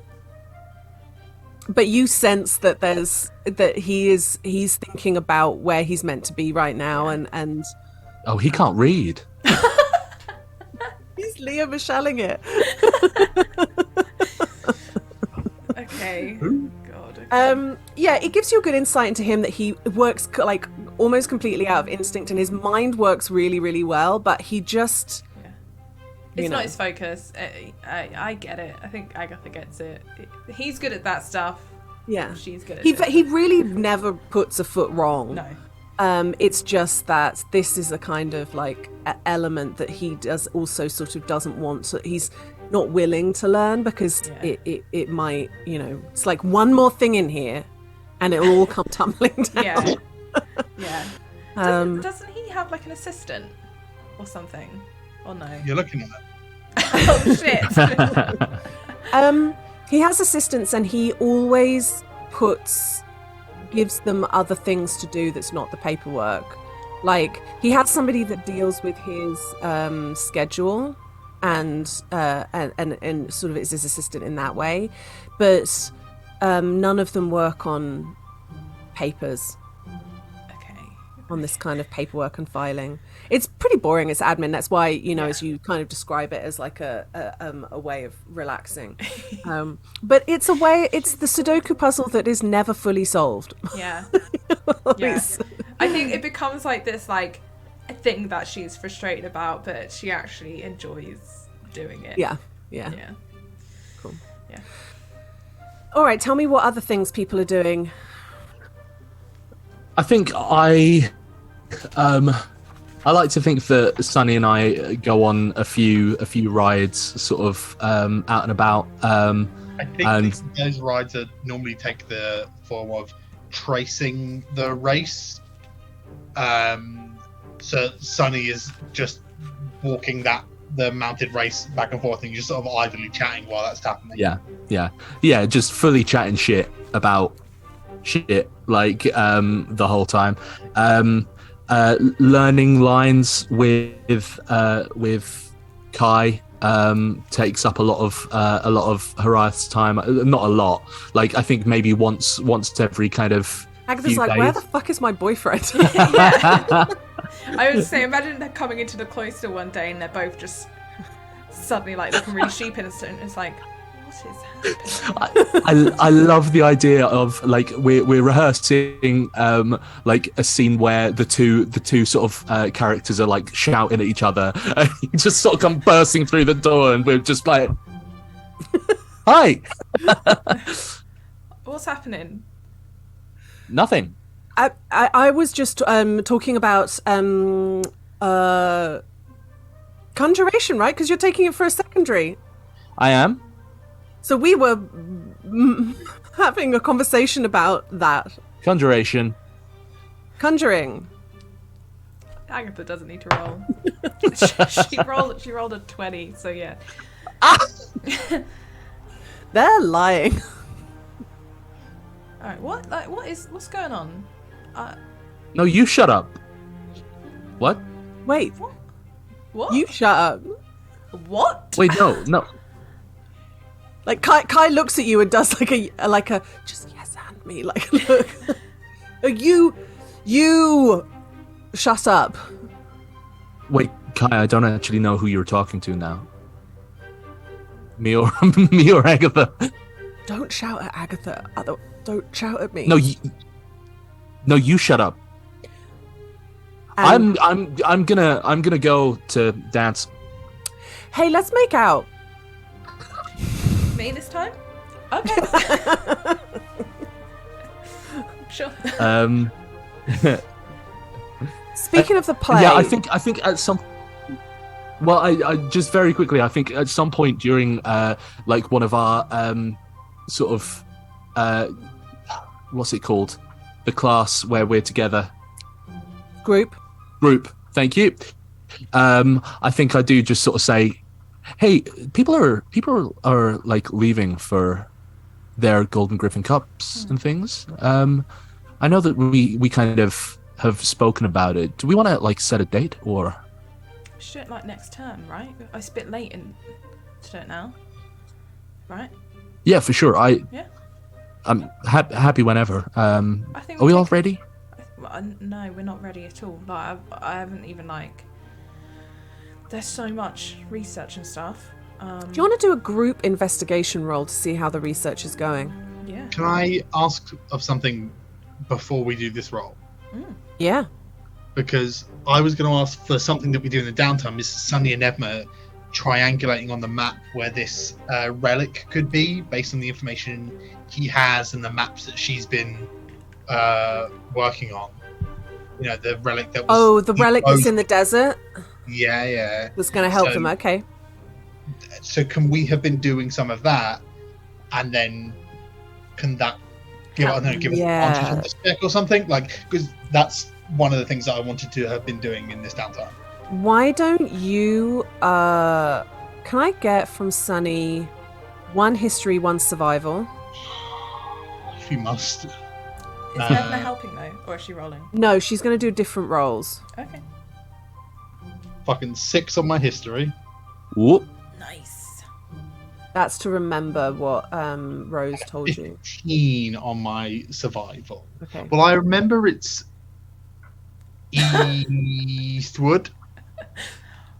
Right, she said east. That's enough, right? It's just past a place that name begins with E.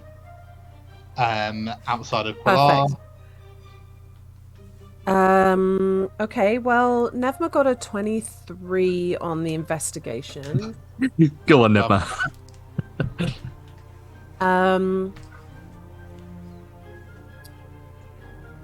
Trying to think. I'll give her a survival as well because she's not as good though. But that's a 10 on survival. I got 15 on my survival. So.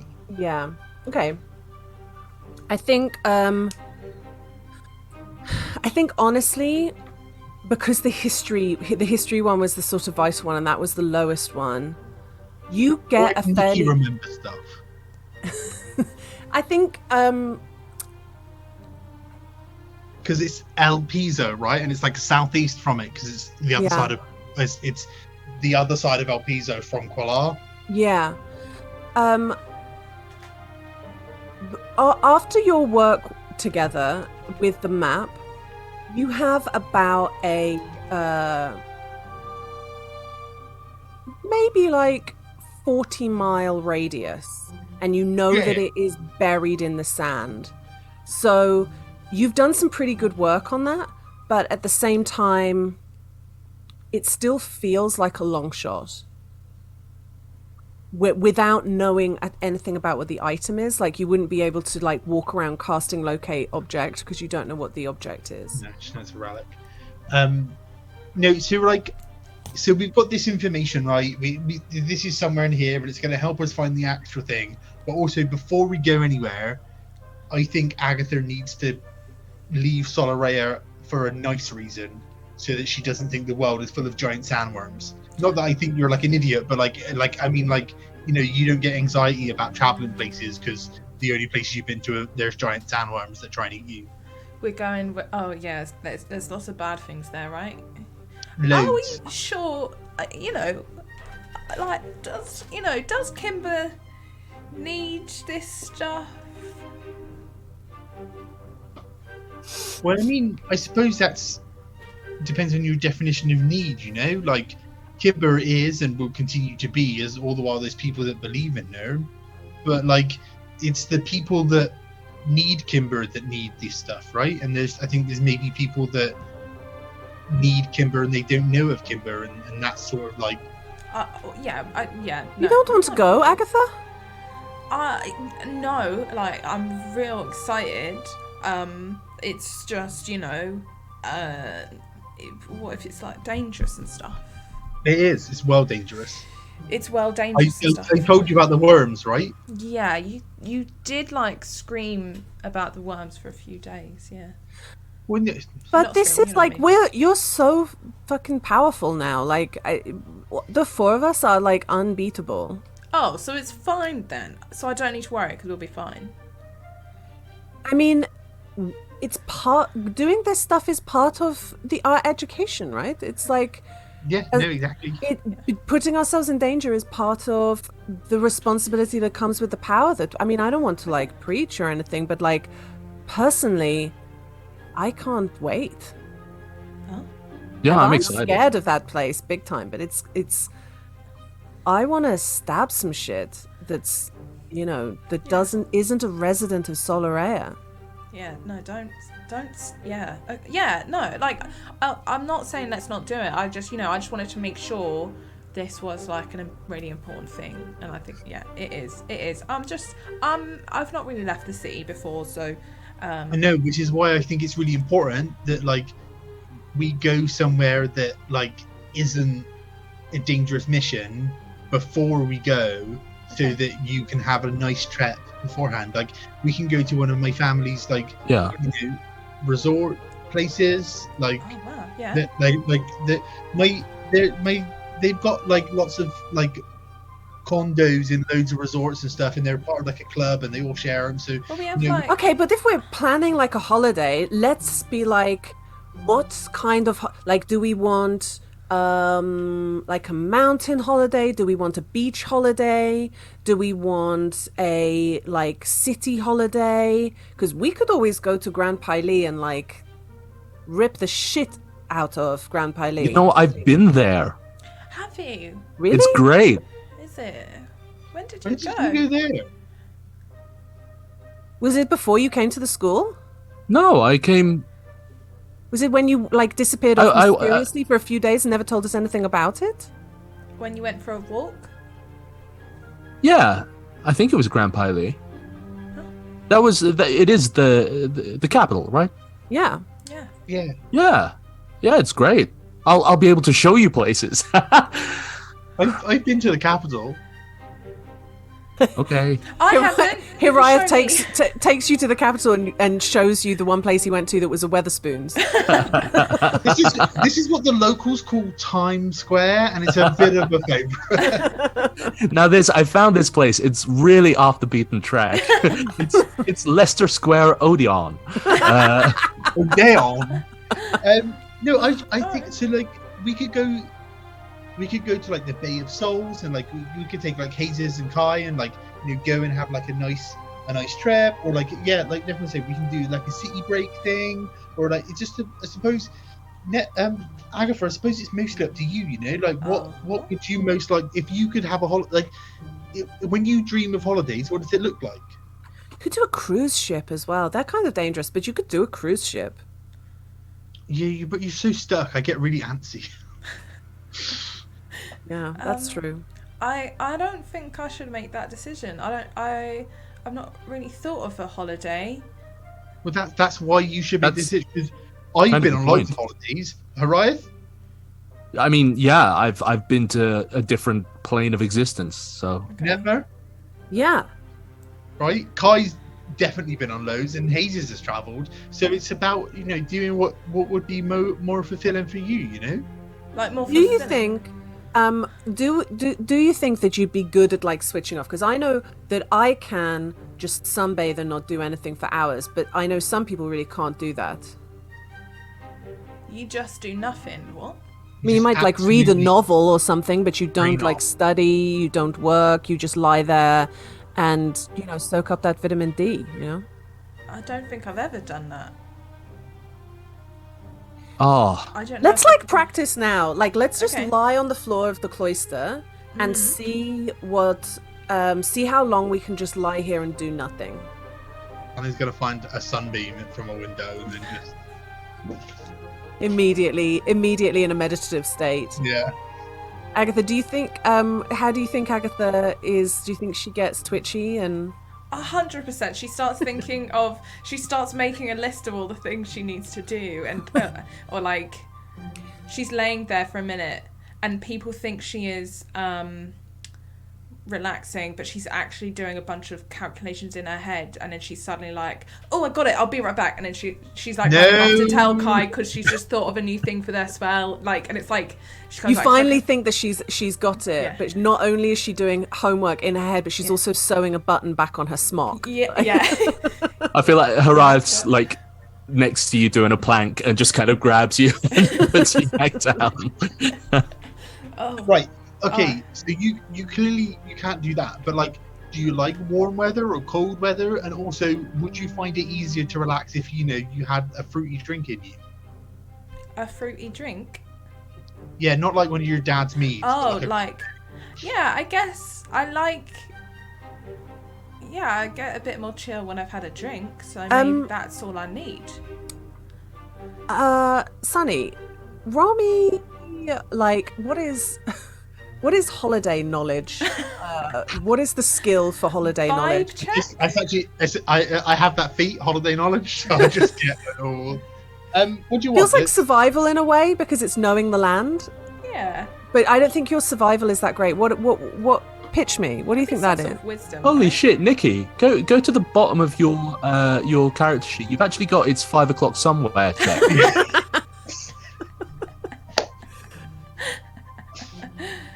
I thought you were looking at my extra skill, and I was like, oh, animal handling, because when we're on holiday, you're an animal. Doesn't quite work. Investigation would work. Survival would work. Survival's fine. That's a +5, but insight would be better. I mean, Insight sounds good. medicine. No. A margarita is a kind of medicine.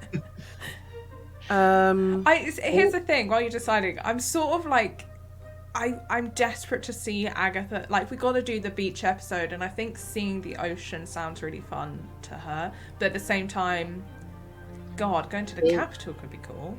But According to Garth Brooks, in his seminal song "Two Pina Coladas," going to the sea is exactly what the doctor ordered. maybe she has. Roll me survival, Sunny, please, but do it at advantage because you're a little holiday boy. I'm a little holiday boy. Agatha's just a sickly woman from a period drama thing. Take me to You the need to get ocean. some vapors. Yeah. Sunny, you got 21. Yeah. In a moment, you remember you've not done this holiday, but somebody that that's occasionally rents the villa next to you in the Bay of Souls, they were doing a thing which you thought sounded really cool, which is it's actually kind of like a hike that goes along the mountains. It's very like it's not an arduous hike. It's not difficult. You go with people who are very experienced. Yeah. But you go from like mountain town to mountain town and have a really nice hotel in each town, and you go, it's a bit like a pub crawl, but over mountains, and your final stop is the Bay of Souls. So bear with me here, right? So what if 7 peaks challenge, but every peak is a pub? Now that is how we're going to have stag do of the century. Let's go. Yeah, That sounds quite good, to be honest. Yeah, I like this idea. I'd fuck with that stag do hard. Yeah, no, right. 7 peaks, and at the top of every peak is a pub. And you That's stay so there, and then you, Yeah, I mean it's the Obdurate Ridge, which is a nice Isn't nice that mountain. another name for a clavicle? The Obdurate Ridge sounds like some kind of body part. And then you could spend you could do that for as many days as it took you, and then you could finish off just in your family villa at the Bay of Souls, enjoying it's not really the ocean because it is a bay, Yeah. but it's pretty good. It's pretty good. I like No, it. yeah. I like A it. water. Yeah, let's do think- that. Okay, so I need to let Violet know when we're going to end up at the Bay of Souls, so we can make sure that the villa is not lent out to anyone, and we can just sort of reserve it and stuff. Because it's like they share. I don't need to explain it again. But yeah, And hey, yeah. and the walking will be good practice for the cup. No, not at all, mate. I Absolutely mean, not. endurance, not Okay, environment. because- You know. See, traveling over sands and walking across a mountain and stuff is violently different. Yeah. But yeah, that sounds great. All right. Yes. Nice. You're going to Perfect. do that in Premedia when term breaks up, and after you finished your being witnesses in the court case. Yes. Yes. Yeah, it would sort of be like a celebration, right? Like getting all the court cases stuff wrapped up, first term done. We're about to go and do all this stuff. So We're not dead yet. We're all going to be in court, in Hawaiian shirts and stuff, just with our bags ready. Can we wrap this up? We're going on holiday.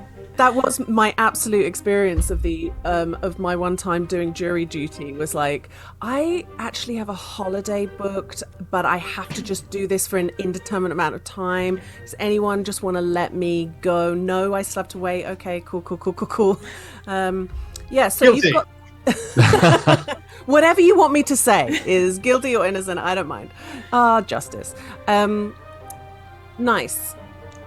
That is something that you guys kind of go, and there's a lot of like chat about is it going to be a +1s or is it just cloister only, and what do you need? Comfy shoes? Are we going to need a sun hat? What do we pack? There's all that kind of like exciting holiday He conversation. suggests +1s because the villa is big enough to accommodate that, and he doesn't want to feel weird for being relationshipy with Nevma. Yeah, And the other two be imagine there, like- Nevma and Sunny being like, actually, it should just be the four of us. And like Horiath and Agatha are like, I see.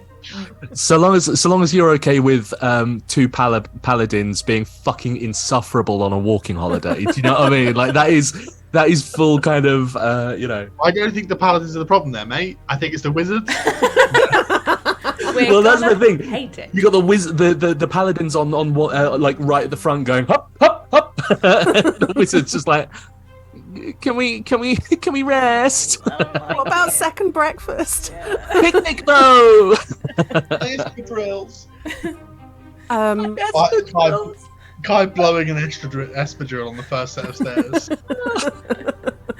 Oh no! Oh god. Okay. Horiath, Yes. we can avoid it no more. Oh god. Um, What have you been avoiding? it's time to talk about The fact that I'm a werewolf. I know. It's the rap battle that he's got coming up. Oh, yeah. Well, I'm Horiath, and I'm here to say. Is this the right music? God, I need to sort out the music so badly. The play. Opening night approaches. Essentially, this is how it's going to work. From the 10th to the 16th, you do the play in the school theatre, in the school auditorium. And then the last 3 days will be in the city theodium, which is like the city theatre. And there are definitely conversations that happen between the main cast and the understudies about when the main cast will bow out so that the understudies get a show, and when you will just be an ASM, an assistant stage manager. You know what? Before we go into this, the very first time I was ever an understudy for something, I I didn't learn any of the lines whatsoever because I thought I can't. That stresses me out so badly. it was a professional show as well. I was young. No. Yeah, I was young and stupid, and one of the nights, the actor, the lead. That's actually immediately made me very hot. It made me very sick. The lead, knew that I'd not like we were really good friends, and the lead knew that I wasn't like I knew some of the like I didn't know it inside and out like I should, you know, and he knew that. And so one of the nights he texted me beforehand saying, "Hey bud, I've told the rest of the cast this, but I thought I'd tell you separately. Or I told the director, but I thought I'd tell you separately. I'm ill tonight, so you have to go on." And I just remember getting it, and literally my blood running absolute cold, and like frantically the whole day going over the lines, just like panic. That's like, short-term memory, mate. That means nothing on stage. honestly, and like in sort of like almost in tears for the entire day, going, "What the fuck have I done?" And I get to the theatre, he stood in the dressing room going, he was an absolute arsehole, and I never had to do it, thankfully. Oh, what a way to. That was it. That makes me really like that person. Yeah. Spencer, he's great. He's Okay. great. Well, everyone is having their conversations. You have your conversation with Janaris, who is the person that you are understudying for, and you organise for one night in school and one night in town that he will go, oh no, I'm sick. It's time for you to step up. So you have your days, and I think I wrote this down. On essentially one of those nights, you're going to be opposite your kind of main person, the opposite, who is the angel. Do you remember this story? I mean, God, this is so stupid of me, but the story was an angel that learned how to love and fell in love with a mortal, but the mortal was already in a relationship, and one of those nights, the person the opposite is Blanche Bonneville, who is the incredibly alluring half drow, and the other night is going to be with her understudy, who is a tiefling called Charity. And both nights you'll be with Kai, and obviously neither with Janaris. And both nights you'll be it will be a Bing Bong night as well. Bing Bong night. Bing Bong night. What I would like, first of all, is some roles for rehearsals, because the rehearsal base stat is going to tell us how difficult your DC is on performance night. Yep.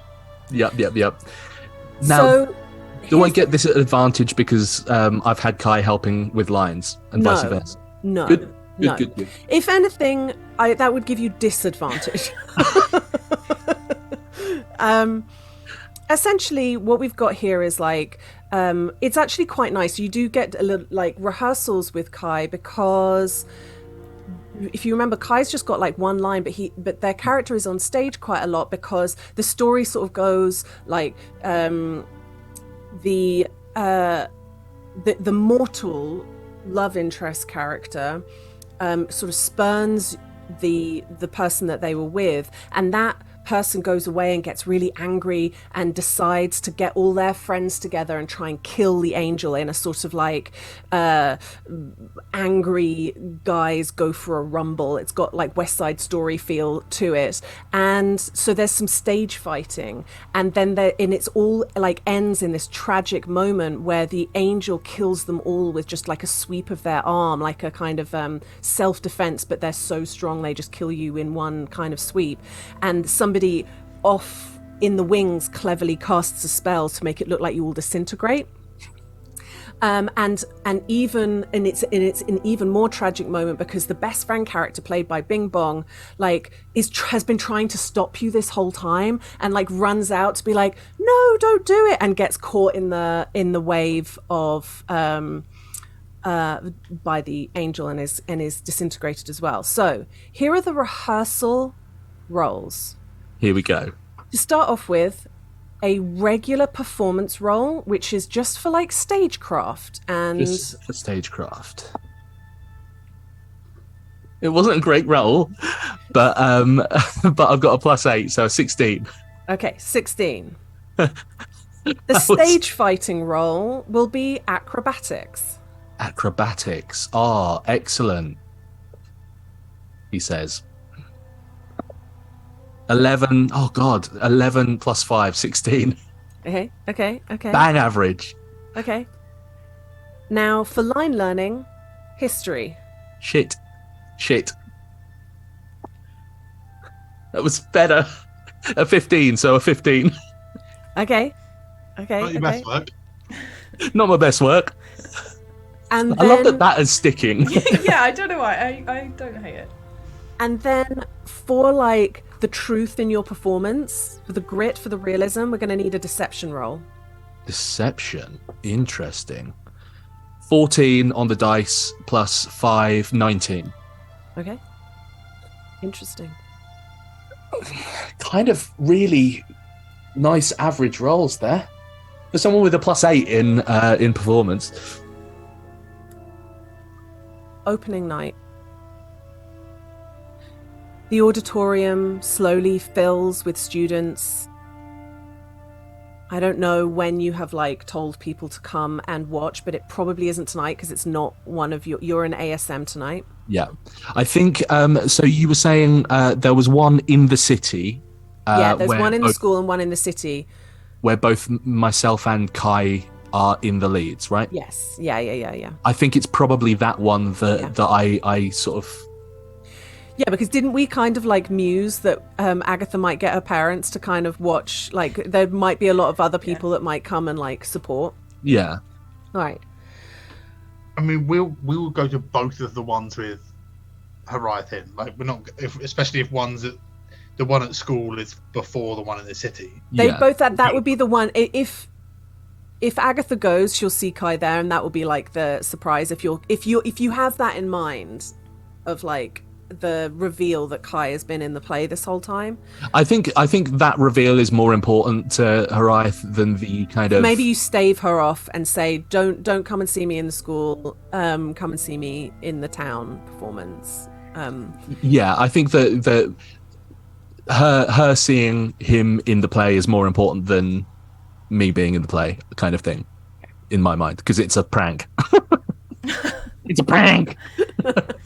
So if Sunny never want to go though, Agatha will it's not too difficult, I think, to fob Agatha off on she will have work to do or she'll do a shift. While that wouldn't be difficult, I just don't think that's the vibe of the group. Yeah, true. Because then everyone would be in on the Kai thing.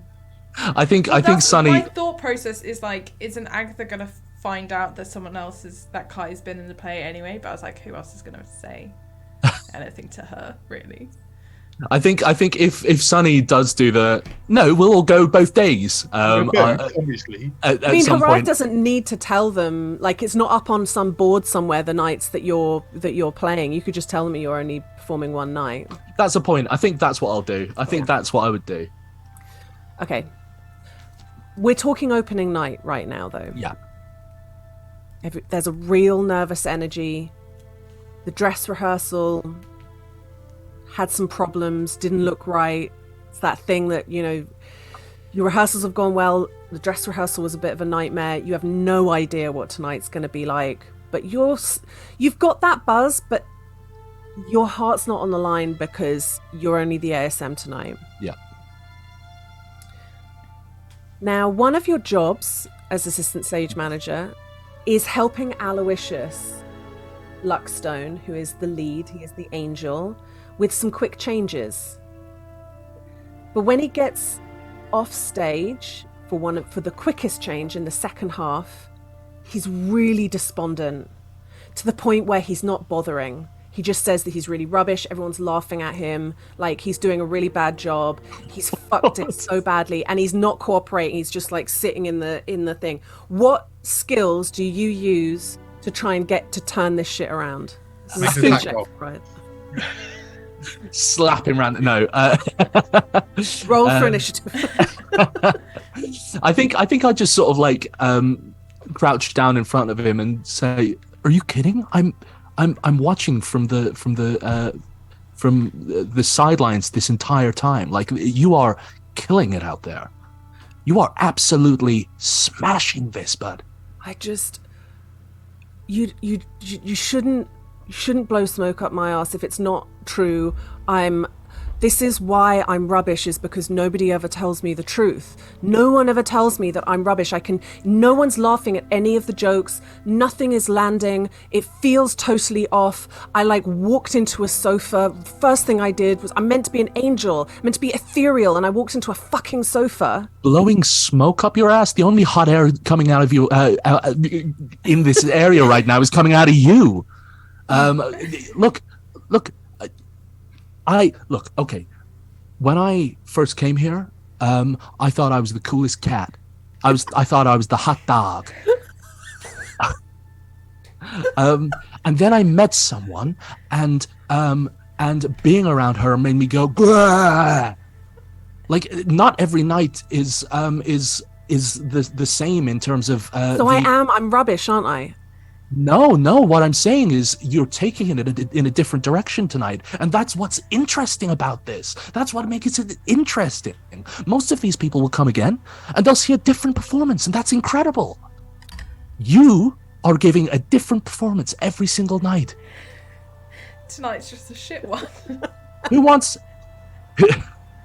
a robot? On a robot? Hold on. Who wants Oh my god, what's who wants a robot? mannequin? I think I want a robot. What is it? Who wants a mannequin on the stage just doing exactly the same thing every single night? Just how Horizon says rowboat. Rowboat. Going from one place to the next every single night. What is that, persuasion? Yeah, persuasion. All right, roll. I know During this massive conversation, huh? I know that's Lydia just double checking, but it's really funny for her to go, was that persuasion? Yeah. Are you sure that's persuasion? That was a 17 on the dice, so 25. Oh, very good. Very good. Very good. Okay. He takes it in. He says, I see what you're saying. Do you? Tonight, the angel is clumsy and not funny, but I can make that work. And he sort of stands there like T-posing, like he's still not really working with you. But can you now roll like I don't know, like a sleight of hand to like just get the clothes on him and push him onto the stage? Yeah. 12 on the dice and the +2, so 14. Okay, it's enough. There is a little bit of like, you hear the cue happen and like land, and then there's a pause as you're running through the hallways, putting his last like robe on his back, and then you push him on, and you just about get there. That's good. That's good. That's good. Now, opening night was really good. The play is a hit. Let's skip to the night in town where people have come to watch. I just don't go on. I just don't go on. No. I think Agatha is like in a fight with Kai at this point because he's just been missing for like every evening. You're not pulling your weight with this spell. Like, what the fuck? Every night he's like, yeah, I'll meet you in the library. And like every night she's there. She's really actually pissed off with him tonight. Like walking with Nevma and Sunny, all she's been doing is like, I don't understand. He just doesn't want her to be around me anymore. And now he's not even coming to this play. Like every now and then you like, I walk into the cloister and you're like, is that his perfume on you? Yeah, I smell bergamot. I smell it. Yeah. Okay. You guys go to the Theodium. Agatha, do you think your parents come to support? Yeah. Uriah? For sure. I think if they catch wind of it, and you know, I think I said before, I think it's something they would do every now and then just to see.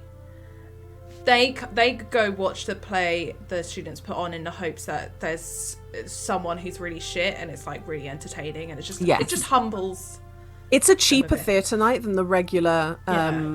It's like half the price of a normal theatre ticket, so it does get bums on seats. Yeah, and it feels like it's like the only time the city really feels like it combines with the school.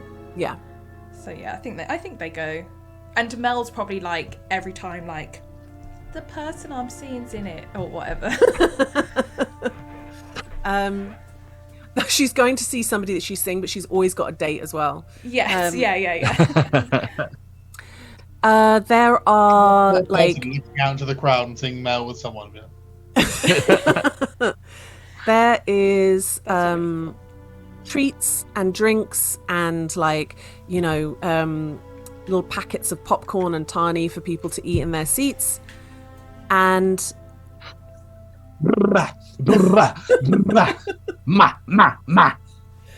leather and yellow leather.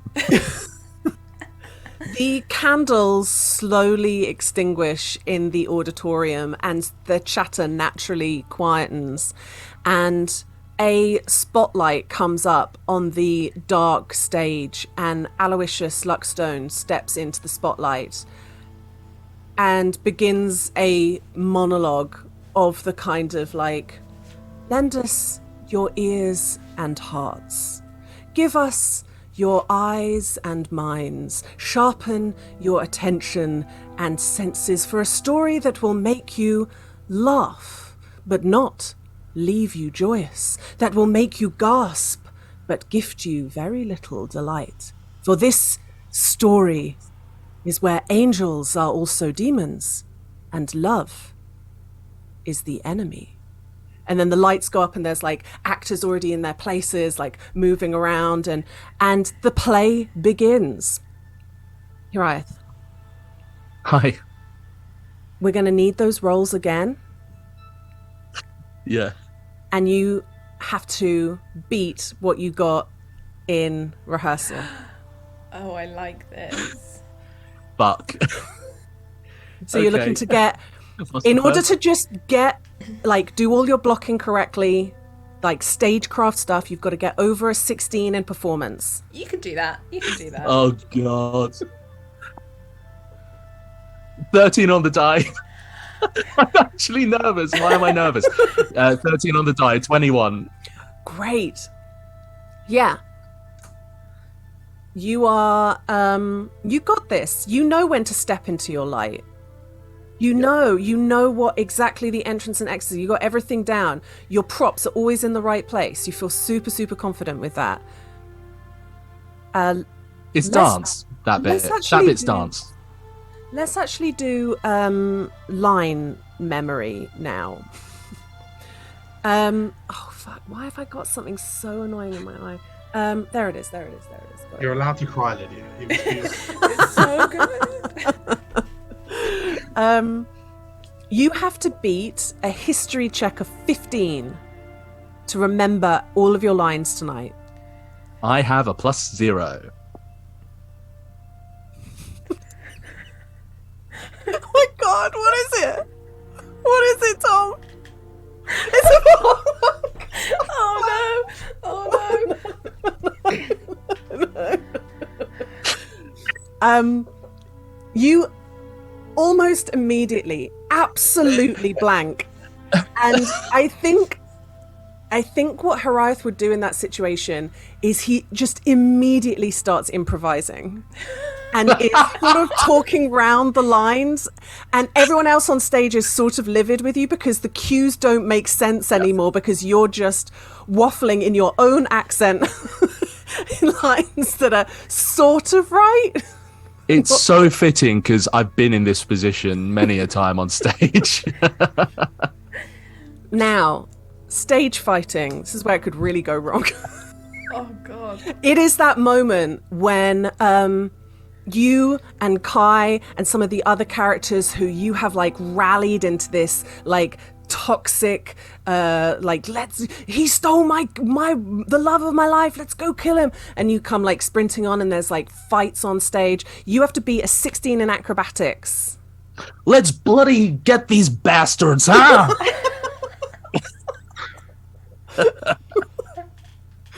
That's 20.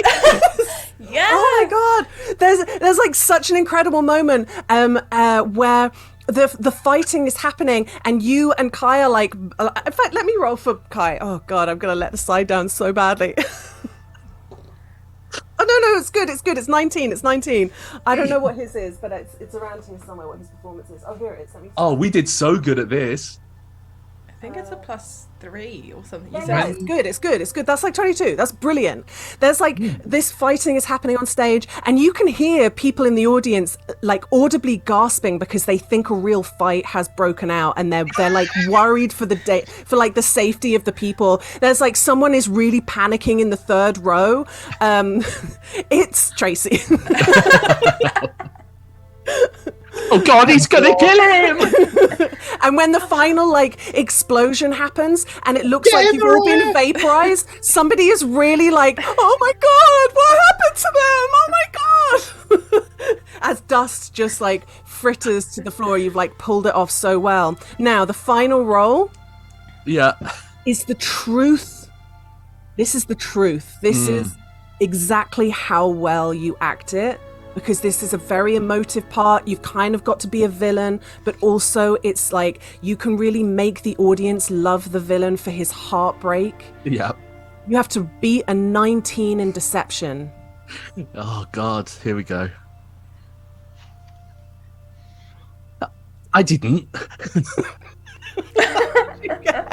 No, to be fair, with this one, I got an 18. I got 13. 13 plus 5. I mean, I feel like you did really well, and people and I know what it is. I know what happens because you're acting opposite Blanche again, and she's very off-putting. So there are moments where it's extremely intense and really, really good, and then I think there's moments where you just sort of get lost in it a little bit. Like, you end up talking too quietly because you're just having conversation with her, and you get a little bit like wanky with it, and there are people in the audience going, "Bit louder." Tracy what again. What did he say? Tracy's a menace. Right, speak up, love. Keep Connie, you're about to be sick here. This is why the locals come to see Tracy heckling. Last year it was Tracy that got in a fight with someone. That's yeah. But it is you. I mean, you beat 2. You know, one was really close, and then one was, you know, the lines was a bit of a shame. Bad. But it was still pretty good. It was pretty good. And Agatha, there is Kai, like back to back playing buds with Hiriath, and you know, I mean, you tell me, because I think Agatha would immediately be kind of annoyed at the deception, but then also look at the 2 of them being cute up on stage. Yeah, being I like think, friends. yeah, for sure, because she's come to this thing in a mood, but it's like, right, I'm here for her life, it's fine. Sees him and is immediately like so confused. Yeah, he's just standing on stage looking kind of dorky with his arms like spades at either side of him. Like, so adorable though. Fuck, he's so adorable. And It's funny though.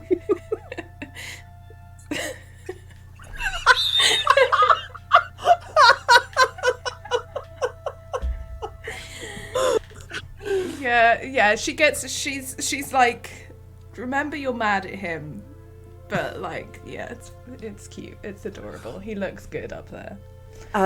Yeah, and then you know, the bowing comes at the end, and Kai and Hiriath are like next to each other as they take their bow. Oh no, immediately got the ick. I'm out. Thanking the people who are at the back, who are, I don't know what those techs are doing up at the back. Great. I mean, do you think Agatha stays mad at Kai? Do you think she's there at stage door going, "Fucking explain yourself"? No, I think she's immediately like, they're winding him up, like she's found like a notepad or something her mum or dad, Pete probably has on him, and it's like, oh my god, Mr. Kumar, if I could just have your audience, your autograph. Did you say audience? I just say audience. I meant autograph. Even Agatha's flustered. She doesn't know how to do this stuff. Yeah, so she gives him a bit of shit, and then she's like, that's pretty. Like, I'm really sorry that I kept it from you. I just didn't, honestly.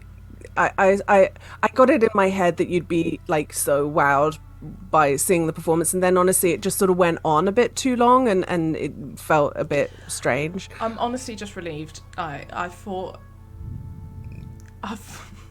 you know, you and Hiriath just seem to be like hanging out together a lot, and I was like, you know, just concerned. But if it's this, then that's, yeah, all right. I am mad at you, but like, well, I'm sorry for keeping it from you, but no, it's fine. It was a nice surprise, and it's so you're like friends now, or like. Well, I mean, you know, there's a certain bond that comes when you have acted with one, when you've both trodden the boards that cannot be taken away. When you truly look into the souls of other characters together, there is something that is bonded. Some might say. No. Wow. Is this why you suddenly bought all those like black turtlenecks? Yeah, I mean, I won't lie. I love a black turtleneck, You but look great in the it. berets, the black berets, No. were because of the. No. Please. It's just very hard to keep a beret on this hair. It doesn't want to be there. Yeah. So like you're a famous actor now, right? Or... Well, next term is the playwriting competition, but we just learn our craft in that term, and then there'll be another play in the third term, you know. So fingers crossed, because I want more than one line next time for sure. You said it so well though. Did you think so? Yeah. I did. I practiced it a lot, every which way that you could say it, and I think I picked the right one in the end. Yeah, you've been mumbling that one sentence in your sleep quite a lot. Let's go get him. Yeah. Yeah, I just thought you were having nightmares. I didn't really know what's happening. Let's go get him. Just one day, he's like, which sounds better, Agatha? Let's go get him. Let's go get him. Let's go get him. And you thought my accent was believable, yeah? Yeah. She's going, you were doing an accent. Yeah, what? Yeah. When you say 3 words, it's not. Yeah. What accent was that? I didn't. Well, I kind of like, I wrote this whole backstory for him. I thought that he kind of grew up in Droshan, but spent a lot of time, in northern Telespia. So I wanted to give that like little twang of Telespian, which I thought really rung out. But honestly, mostly in the. I just have the 3 words, so yeah. I'm not that well travelled, so I don't really know what that accent sounds like. So I'm sure it was great. I'm sure it was. Hariath's so great, wasn't he? Yeah, Hariath, well done. And she'll go give Hariath a hug and stuff. Thank you. Did you like the accent? Did I do it? Service. Also, and I punched him in the arm. What? For lying to me. Oh, it was a prank. Alright, it's a pretty good prank. Thank you, and hey, thank you, because I couldn't have done it without you. I've been it's been a character study. So you think I've got the accent? Is it all right? Sound like someone from New Zealand just 10 pints deep. Yeah. Is that what I sound like?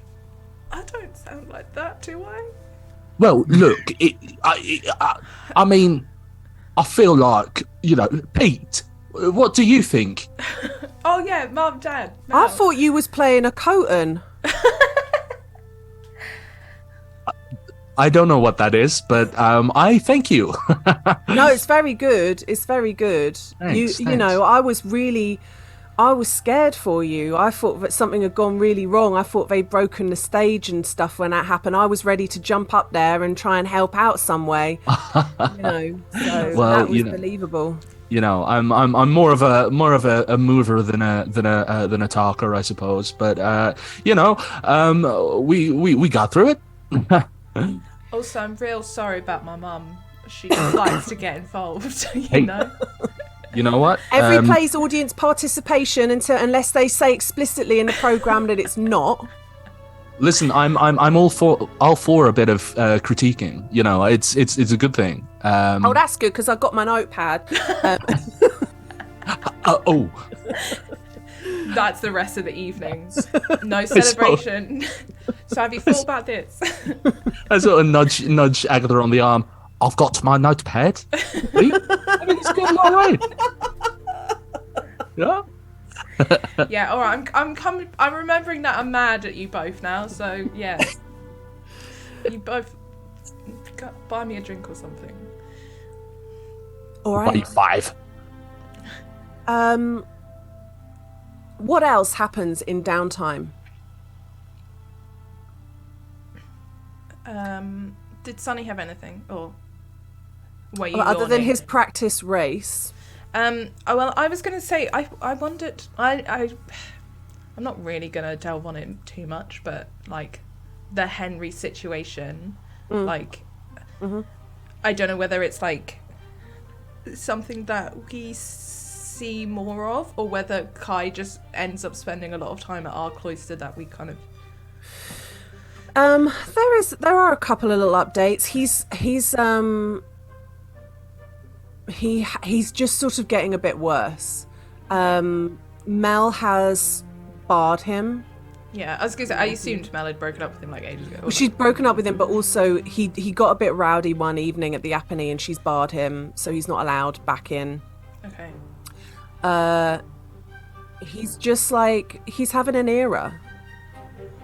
He's in his villain era. He is. He's looking a bit different. He doesn't shave so much. He's his clothes that used to be a lot of like crisp white shirts and robes over the top and like bright colors. He doesn't wash them so much, and he doesn't. You know, he's. It's a whole different vibe. He smells a bit. Has anyone suggested he like go see the counsellor woman? Yeah, according to Kai, he used to actually see the counsellor quite a lot, and he's cancelled. He stopped going. He's like, fuck that, it doesn't even work. Oof. And he's sort of going off on like little solo, like he essentially, people don't really want to go with him. That was the problem with the trip that he went on in the first place after the argument with Kai, is that Kai was sort of like, once Kai gave up on him, everyone else gave up on him. So he's doing the odd trip, but sort of on his own. And he's like, fuck you guys, I'm extremely powerful and I don't need you guys. And he's taken down various like local bandit groups. Like, he's not doing too badly, but it's quite dangerous, you know. I mean, it's not the best. Oof.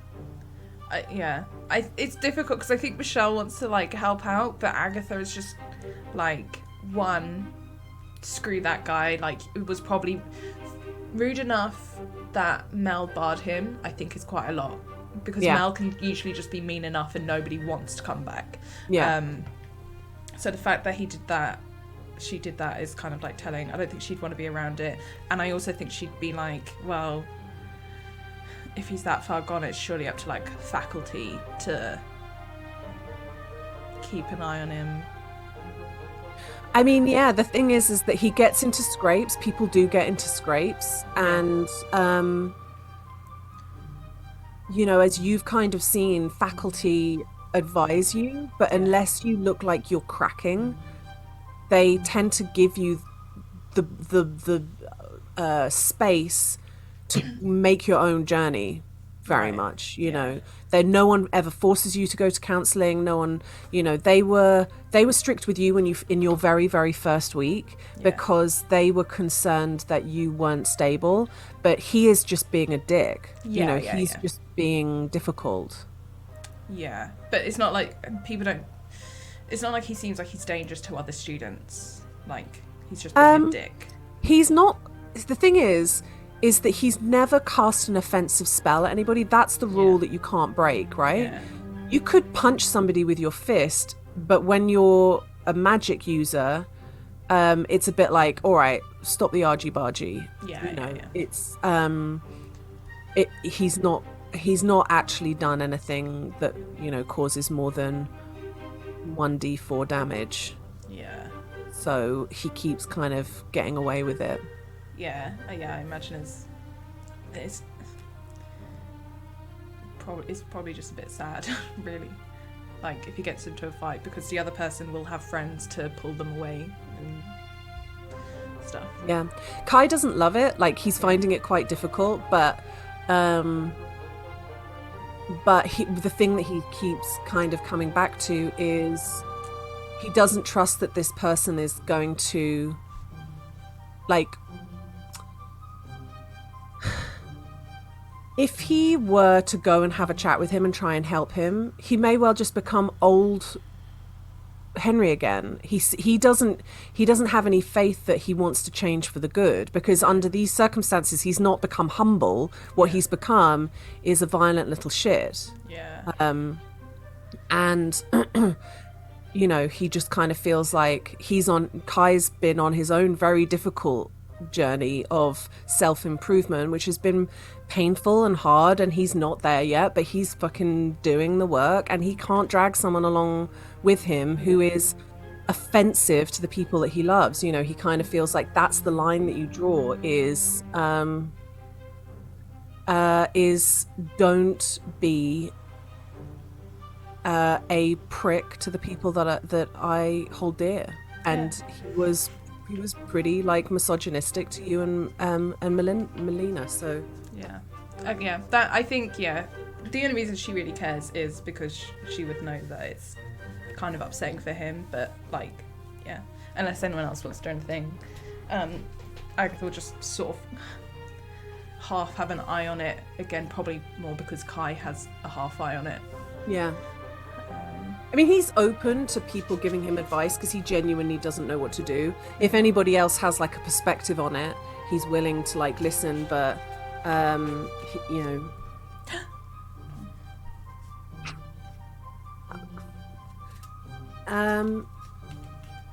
If no one else, there's two other things. No, go ahead. I was waiting for other people to go. Oh, no, it's the money at Bevham's house. Ooh. All right. How do you do this? How do you go in? How do you find it? Are you gonna wait for the dead of night and sneak in, or are you just gonna be bold as brass? I think dead of night sneak in. Either all of us, or I'll grab Nevma as like a doing it like fun practice sneak kind of thing. Girls' night theft. Girls' night theft. All right, let's have you know where the treasure is buried. The treasure is buried. So how about she's going to be lookout. Okay.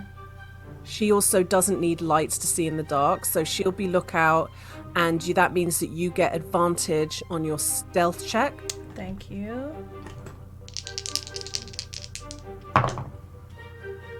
18. It's pretty good. That's pretty good. That is pretty good. This place looks extremely picked clean when you go in, because obviously it was a crime scene, and there is no furniture. It's just an empty room, but you lift up the floorboard, and inside is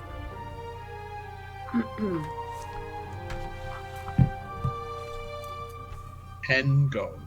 A rust muncher. What are they called? Rust Monster. Rust gobblers. Rust monster. Rust gobbler. Why is that so obscene? Because rust muncher sounds a lot like something else. Yeah. It does. 40 platinum pieces. Okay.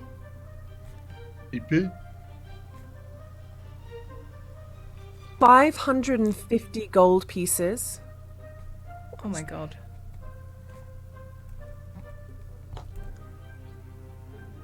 100 silver pieces.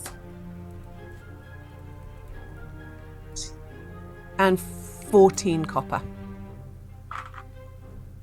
Okay. Amazing.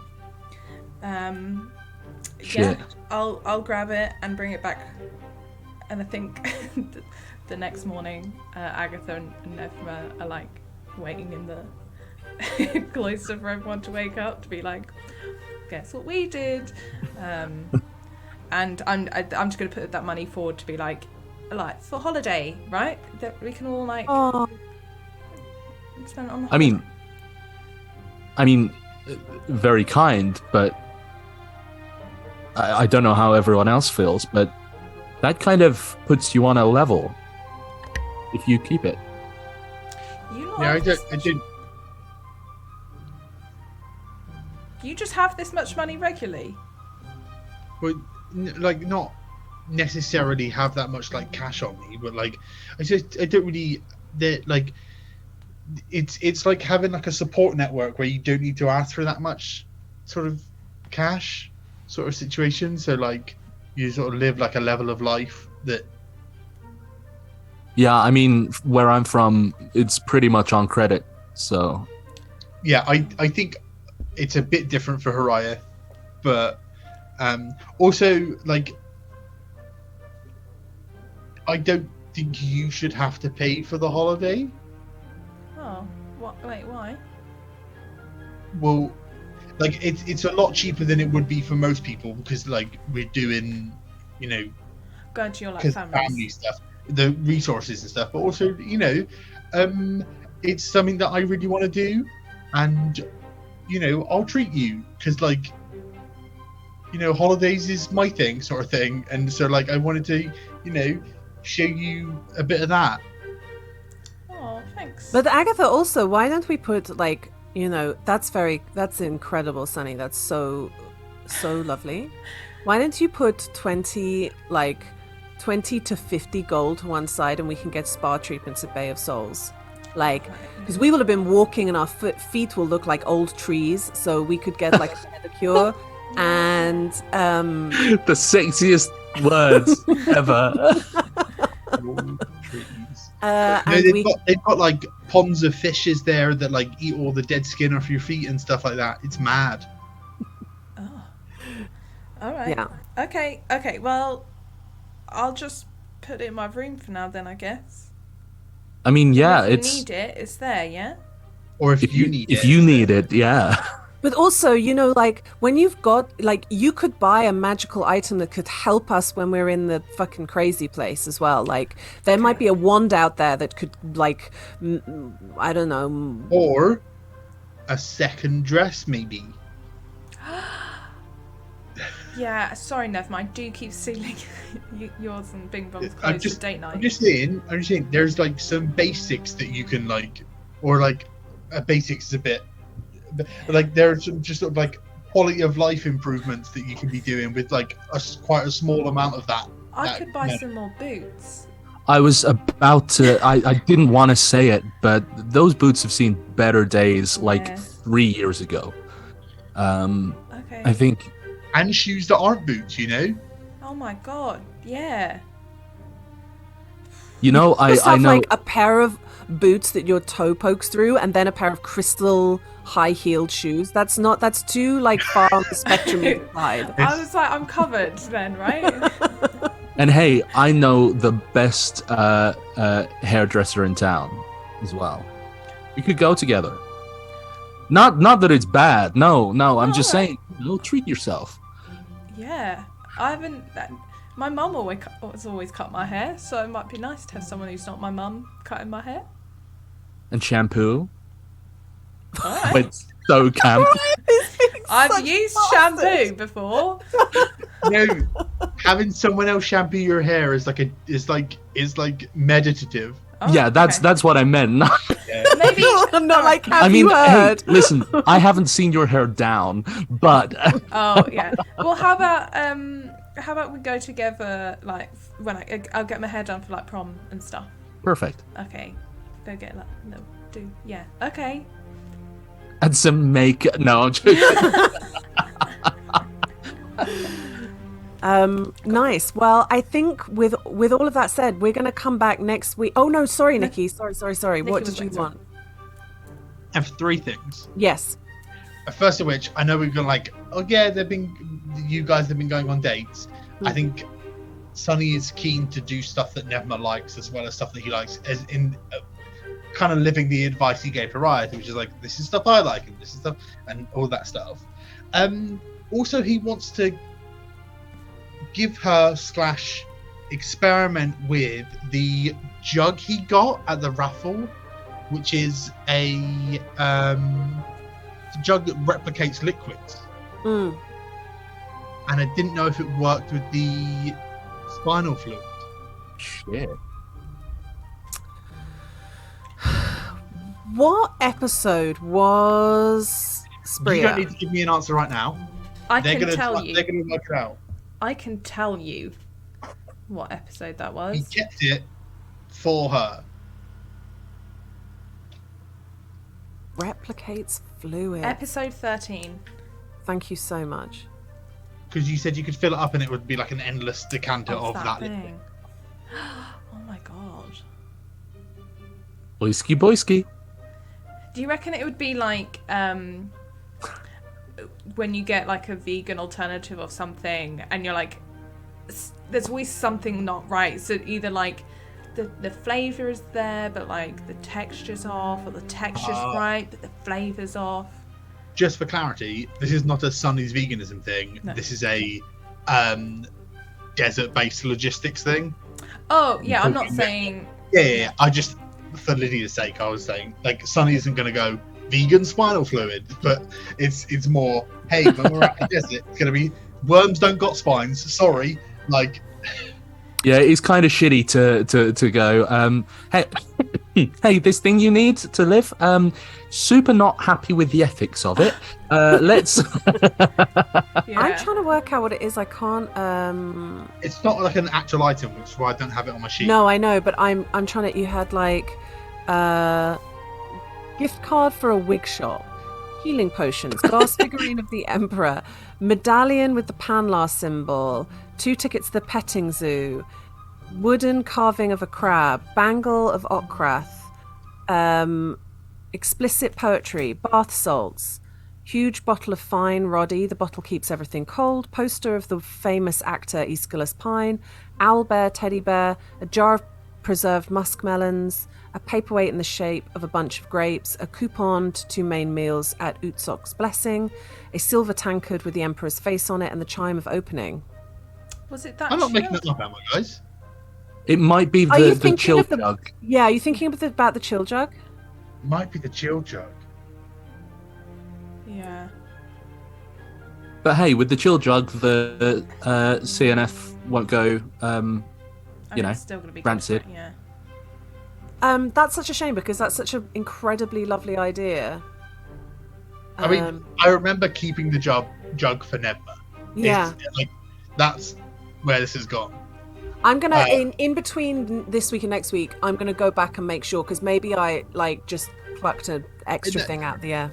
The mental note I made to myself was give that jug for Nebma for spinal fluid while we're in the desert, so it could be that it keeps it cold. Like that's totally viable as well. So that's 2 of the things, and the third thing was Sonny's very conscious about how much time he spent away from class. He wants to make sure he's not slipping behind. Yeah. So some of his downtime and probably that day off is spent making sure he's okay. He feels confident in his like mounted racing stuff, but his wants to make sure he doesn't slip behind in like clerical.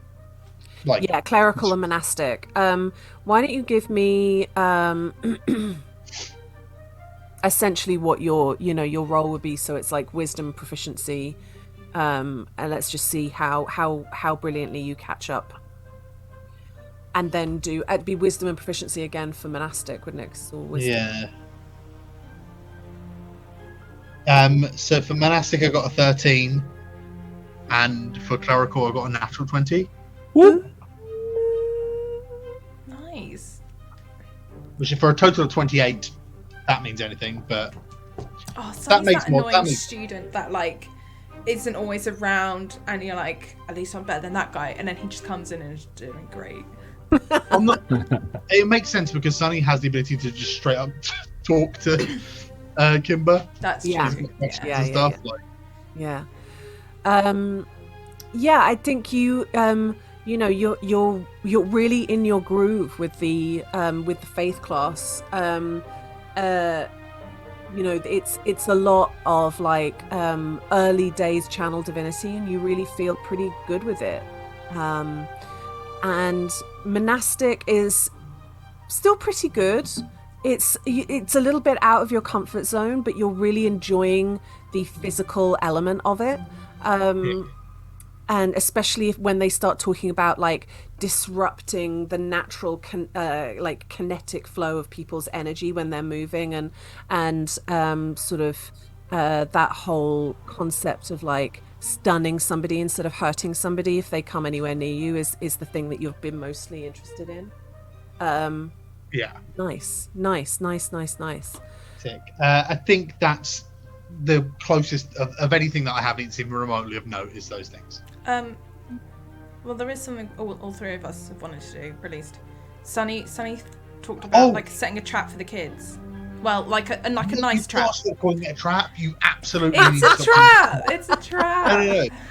That was one of the things. So instead of like doing that, every time we go into the city, Sunny is leaving food parcels in the alleyway and like, or maybe some blankets and stuff like that. I will deduct as much gold as you think is relevant, but Sunny is doing that because basically he's like, I've fucking knocked this kid out 3 times. Like it's gonna take a moment for them to like want to talk. Okay. So, first of all, I think that the food would probably, cost no more than a silver over time, because it's a copper here, a copper there. You're not leaving like expensive food. But the thing that I'm really going to need is I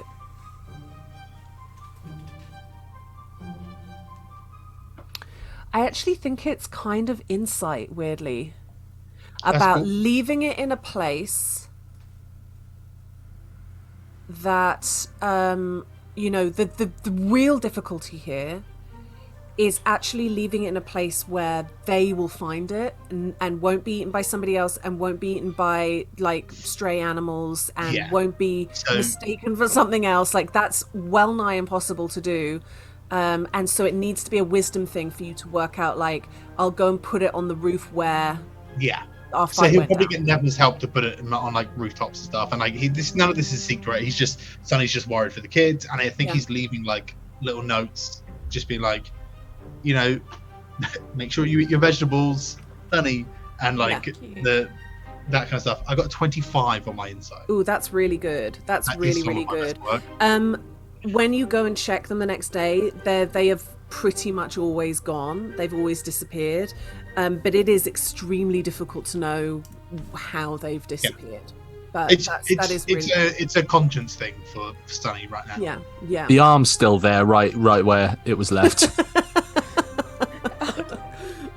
I think one of those trips when you're with Nevma, she's like, oh my god, I completely forgot to take. I'm supposed to take that to the Custers. Oh my god! And you find this like very putrid arm in the place that she left it, and you hand it into the police station, and they're like, thanks. I guess. Incredible. And I would imagine that you guys are having conversations about what you're going to do about all of that, but I think that's more of a way for Sunny to feel like they're doing something and the kids are surviving and maybe feel less desperate and maybe less people get their ankles cut, but also a way for them to sort of put this on ice until they're in a position to actually do something about it. It feels like we're just slowly trying to build their trust, and that's going to take time. And I mean, here's the thing. I would imagine Frogget and Tanner would have been at that celebration at the Apony, and they would have said that there has been a slight dip anyway of late, and it, those ankle slitting muggings are on the downtick just for the time being, so that is good and probably quite helpful. And that's good. It's something we're still thinking about and trying to solve, but like I imagine there was probably a couple of nights where we were like, let's just go out and find them, and just didn't, and it's like we can't keep doing this every night. Yeah. Plus I feel like you guys get excited about going to find them, but then there's always that thing of like, we're actually a lot more powerful than we were when that happened, and back then we kind of killed them a couple of, we didn't kill them, we knocked them out a couple of times. That is very, very present in Sunny's mind. He's like, I can't headbutt a kid the same way I headbutted a kid a few weeks ago.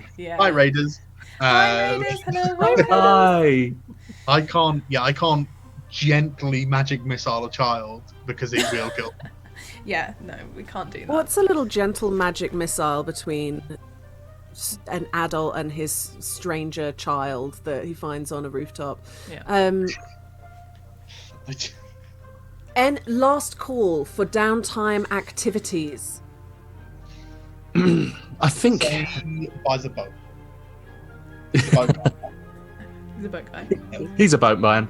No, I think Hariath's fairly content with a bit of normalcy, a little bit of kind of familiarity, and a bit. I think I didn't sort of specify this during my like bits of downtime because I kind of think it's obvious, but I think a lot more time spent as a cloister, like whether that's pop into the Apennine or like together, or just spending time at the end of the day. Especially after the play has finished, and we don't have to, Kai and I don't have to be secret in our affair anymore. Like it's one of those things where I think it's starting to feel, at least towards Hariath, a little bit more kind of normal again, if that makes sense. Well, my question on that is what date is prom? Because it's like 1st of Promedia, so we're going to finish on the last day of Brun, and next week will be prom day. Oh, so really, we just watched you do that performance, and it's been and we're going in a couple of days. Yes. Shit. Prom. Yeah. Things are going to move now. So Raiders, if you come by next week, you'll see us in our come by in our glitz and our glam at prom. Wait, prom is next week? Yeah. Good job I got a prom dress. Good job you got Kai's great-great-grandmother's slippers as well. No. I mean, Michelle got a prom dress. Are we doing that? I'm absolutely step it up, guys. I'm stepping up. Let's go. Get a suit. Get the beads that you were discussing. I think Can I just say, Nikki's is absolutely exempt because you're going to not be in the country. I think you're going to be tuning in. I'm not only going to not be in the country. I'm going to be on an archaeological dig site in southern Turkey. I don't think I can. Look, just slip into something stream appropriate and you put on a mesh suit. I was about to say, as per Twitch guidelines, unfortunately, I can't be wearing what Hariath will be wearing nipples. because nipples will be on show. Yeah. But I will dress up in a suit. Yes. For next. Very good. Fun. Very, prom. very fun. Scary. Nicely done, guys. Nearly the end of term. Oh my god, look at us. That's Look scary. At you go. Not new kids anymore. Yeah. Brilliant. Thank you so much.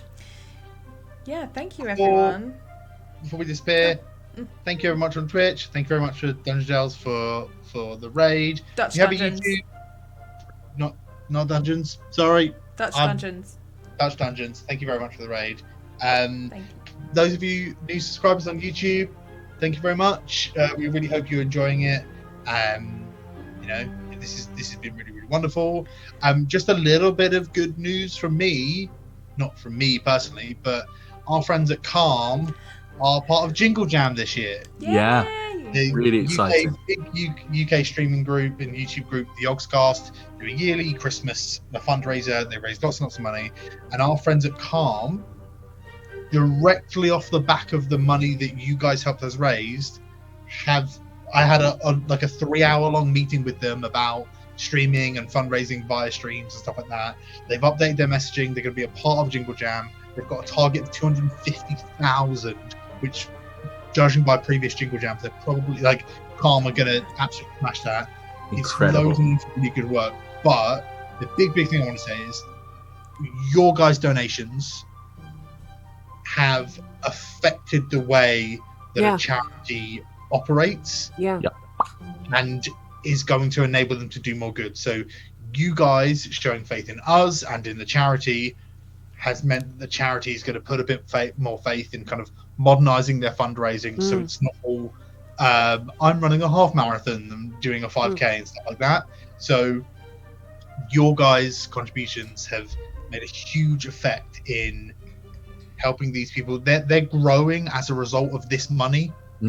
they're going to train. They revealed it cost them £109 or something like that to train somebody to answer the calls. So, like, this is the domino effect of the good that you guys did during Charity Week. Like, it's so much bigger than the cash value that we raised. So that's really, really wonderful. I had a brief chat with them afterwards. We're thinking maybe something. We've got some like festive-y fun stuff planned for or planning for December, so we'll announce all of that. But I just wanted to say big thank you everyone for contributing. Thank you so much. Putting a bit of faith in us, because it's done more good than just the net value of that donation. It's changed the way an organisation operates, which means they can do more good. And just well done, Nikki, for doing all that work. Yes. To do that, to get that done. Nikki's in chat, please. on to next Charity Week. Yes. Next year. Let's go. Thank you, everyone. We are setting a dangerous precedent of how we're affecting each charity every year. We have had. Next time we'll destroy one. every single time they've emailed us and gone, "Hey, where's this money come from?" And we need to understand what's happening. We didn't know there was money in what you do. We're like, we just have an incredible community. We've got such a community. You guys are really wonderful, and it's a lot of good work that you guys are doing. More than just the donation. That's the thing. That's the thing I wanted to get across. You know, those of you who donated lots of money, those of you who donated just a little bit, those of you who couldn't donate but were just there and were like really engaged with meeting and stuff. Engaged with the Calm team when they had us on in their office during the 24-hour stream. You know, that stuff meant that they saw that value, and you know, great stuff. Great job, lots more lives saved, which is You all rock. Thank you very much for coming. Thanks for coming. Join us next week. It's prom. Oh my god, I'm so anxious. Wednesdays on twitch.tv/Wicked Game RPG, and Saturdays on youtube.com/Wicked Game RPG. Get at it, folks. Bye. Bye.